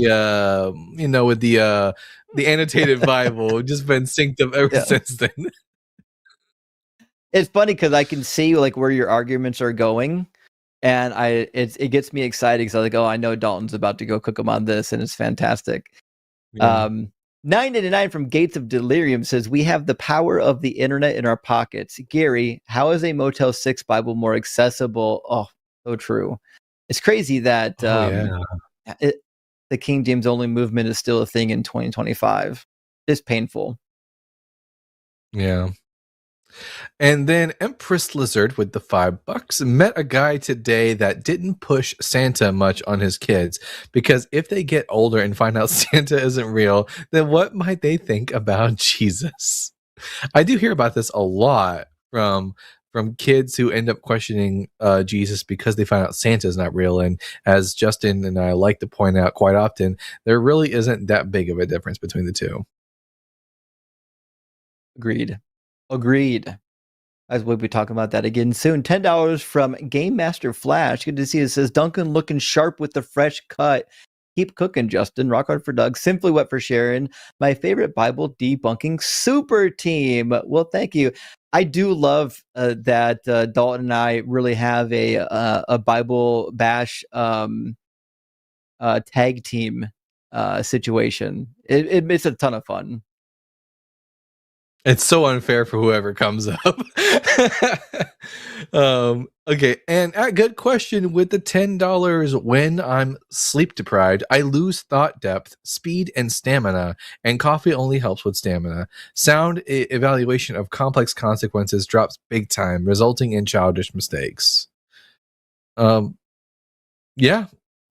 that sounds about right. And 10 also from Good Question says, Justin, you say morality is mind dependent. I say it's brain dependent. Rotifers can evaluate good and bad with a brain of only 20 neurons, basically no mind. We have 86 billion brain neurons. So, like, I mean, colloquially speaking, when I say mind, like, it's synonymous. Like, I understand that like mind is something that your brain does. But like, to me, there's no distinction. When we're talking about the moral argument and I say that something's mind dependent, I'm not insinuating that there's some sort of like immaterial qualia that is somehow not implied by using the word brain. And maybe my phrasing is a little bit sloppy, but I mean, I think we all know what we mean by mind dependent, meaning it doesn't exist transcendentally. I would say 20 neurons is still a mind. A mind is a mind no matter how big or small. And that's a compliment to you, some of you Christians out there. At Maureen O'Hara with the $13.99 Connect bucks. How do Christians explain the all-powerful God not eliminating the devil and casting him out of heaven to earth and not hell? So for at least for Jews, it's not a problem because they think that that's just the devil's job. For Christians, it's just like a cope that, one day the devil will take care of it. Like for some reason, God wants more chaos before he finally wrangles in the devil. Maybe he's a sadist. Maybe that's why. Yeah, that checks out. And 5 from our friend Herbie Shine. Good to see you, friend. Says, thanks for the show, gentlemen. Really enjoyed you. That Duncan, Derek, Darren, Declan guy should do his own show. Hey, I think he does. Just look up Duncan the Bible Guy and you'll find his channel. Oh boy. Yeah. And then Zelda's phone battery with the $10. Doug wrote the twerk upon our hearts. Rock hard for Doug. Sinfully wet for Sharon. Gay for KJ. I mean, one of those is gotta be Justin. What's K? Oh, gay for King James. It probably is King James. Yeah, that sounds about right. Yep. Good catch. 99 from Juju Penguins. Good to see you. It says, Mr. the Bible Guy, for your interwebs cyber safety, please get non-reflective glasses ASAP. You'd be surprised how quickly people can find passwords or other personal info. Anti-glare coating. This is a fair point. People are crazy on the internet, so that better safe than sorry for sure. Yeah. Also, Mr. the Bible Guy is my father's name. At Shanye West with the $4.99. Jesus was on the cross and prayed, Father, let these nails be released from my hands and my feet and my feet. I don't get the reference. Yeah, I feel like I should know that as well, but I don't. Is this like a song lyric? Young people that are in the know, can you explain this to me? Because I'm not sure I know what's happening in this super chat. But thank you, Shane, for the super chat. So. Chad is also saying KJ was King Justin. Oh, shit. Oh. That's right. We started that on our last stream because, as it turns out, where's my crown? I am the Messiah. Here we go. Apparently, I'm not the Messiah right now. I think my cat took it. Yeah. That's what that. Oh, here it is. There we go. Now I'm the Messiah. I would point out that I did ride a donkey and I've had both my feet pierced by nails before, which could only mean, obviously, that I'm the Messiah and I am the spiritual descendant of King David. $5 from Albeit Ashland says, this guy Duncan is pretty bright. He seems to know his stuff. Hell yeah, he does. Guy knows his stuff for sure.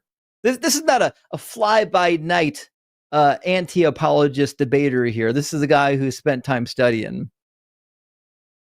And at Carlos Valdez with the 150 pesos, Maven in process. Great job. Enjoying this delivery. Saludos, amigos. Saludos to you too, amigo.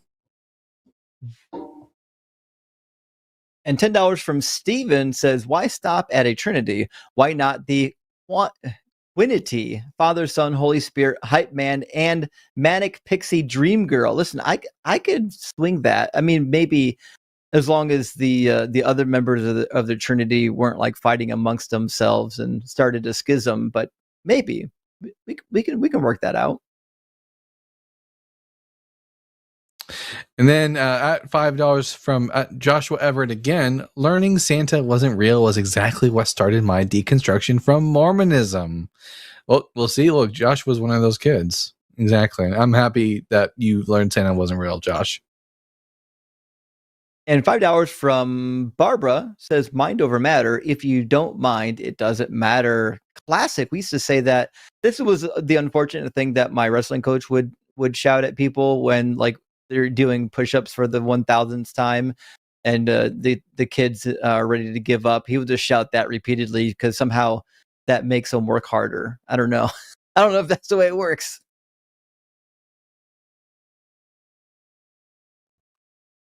There we go. There's nothing. At Shanye West again with the $4.99. He was on the cross, only nailed up by his feet, and was flailing. It was a Jesus joke. Fire.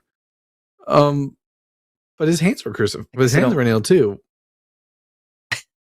I still don't see the joke, but thank you so much for that. Sorry, Shanye. We love you, anyways. Maybe explain it to us in the comments later. We'll get the answer. But friends, thank you so much for being here. Remember, we do have other shows going on through the week. We're going to be we're going to have the Monday show the Sunday show is changed. So if you haven't been keeping up with the time change, the Sunday show is going to be at 1 p.m. Central Standard Time. And then Skeptalk at 6 p.m., Chewed Gum 6 p.m. These are all Central Time. And then TACIS is at 2, and then Match Wednesday show is at 6 p.m. And then the after show is it? That can't be 7 p.m. Is that right? 7 p.m. Central Time? That must be. It's staying at 7. We moved the early show 1 hour earlier, and we're leaving the late show at 7 so that the middle show has a full 3 hours. Gotcha. Okay, so one stayed and one got bumped. Anyways, friends, thanks for being here. We really appreciate it, and we'll see you again. It looks like tomorrow. Is there music playing? I can't tell. Oh, there is. I can never tell. And you can't hear it. Here we go. Good. Hold on. Now you should be able to hear it. Much better. Awkward. Oh, you got dance moves? Later, guys.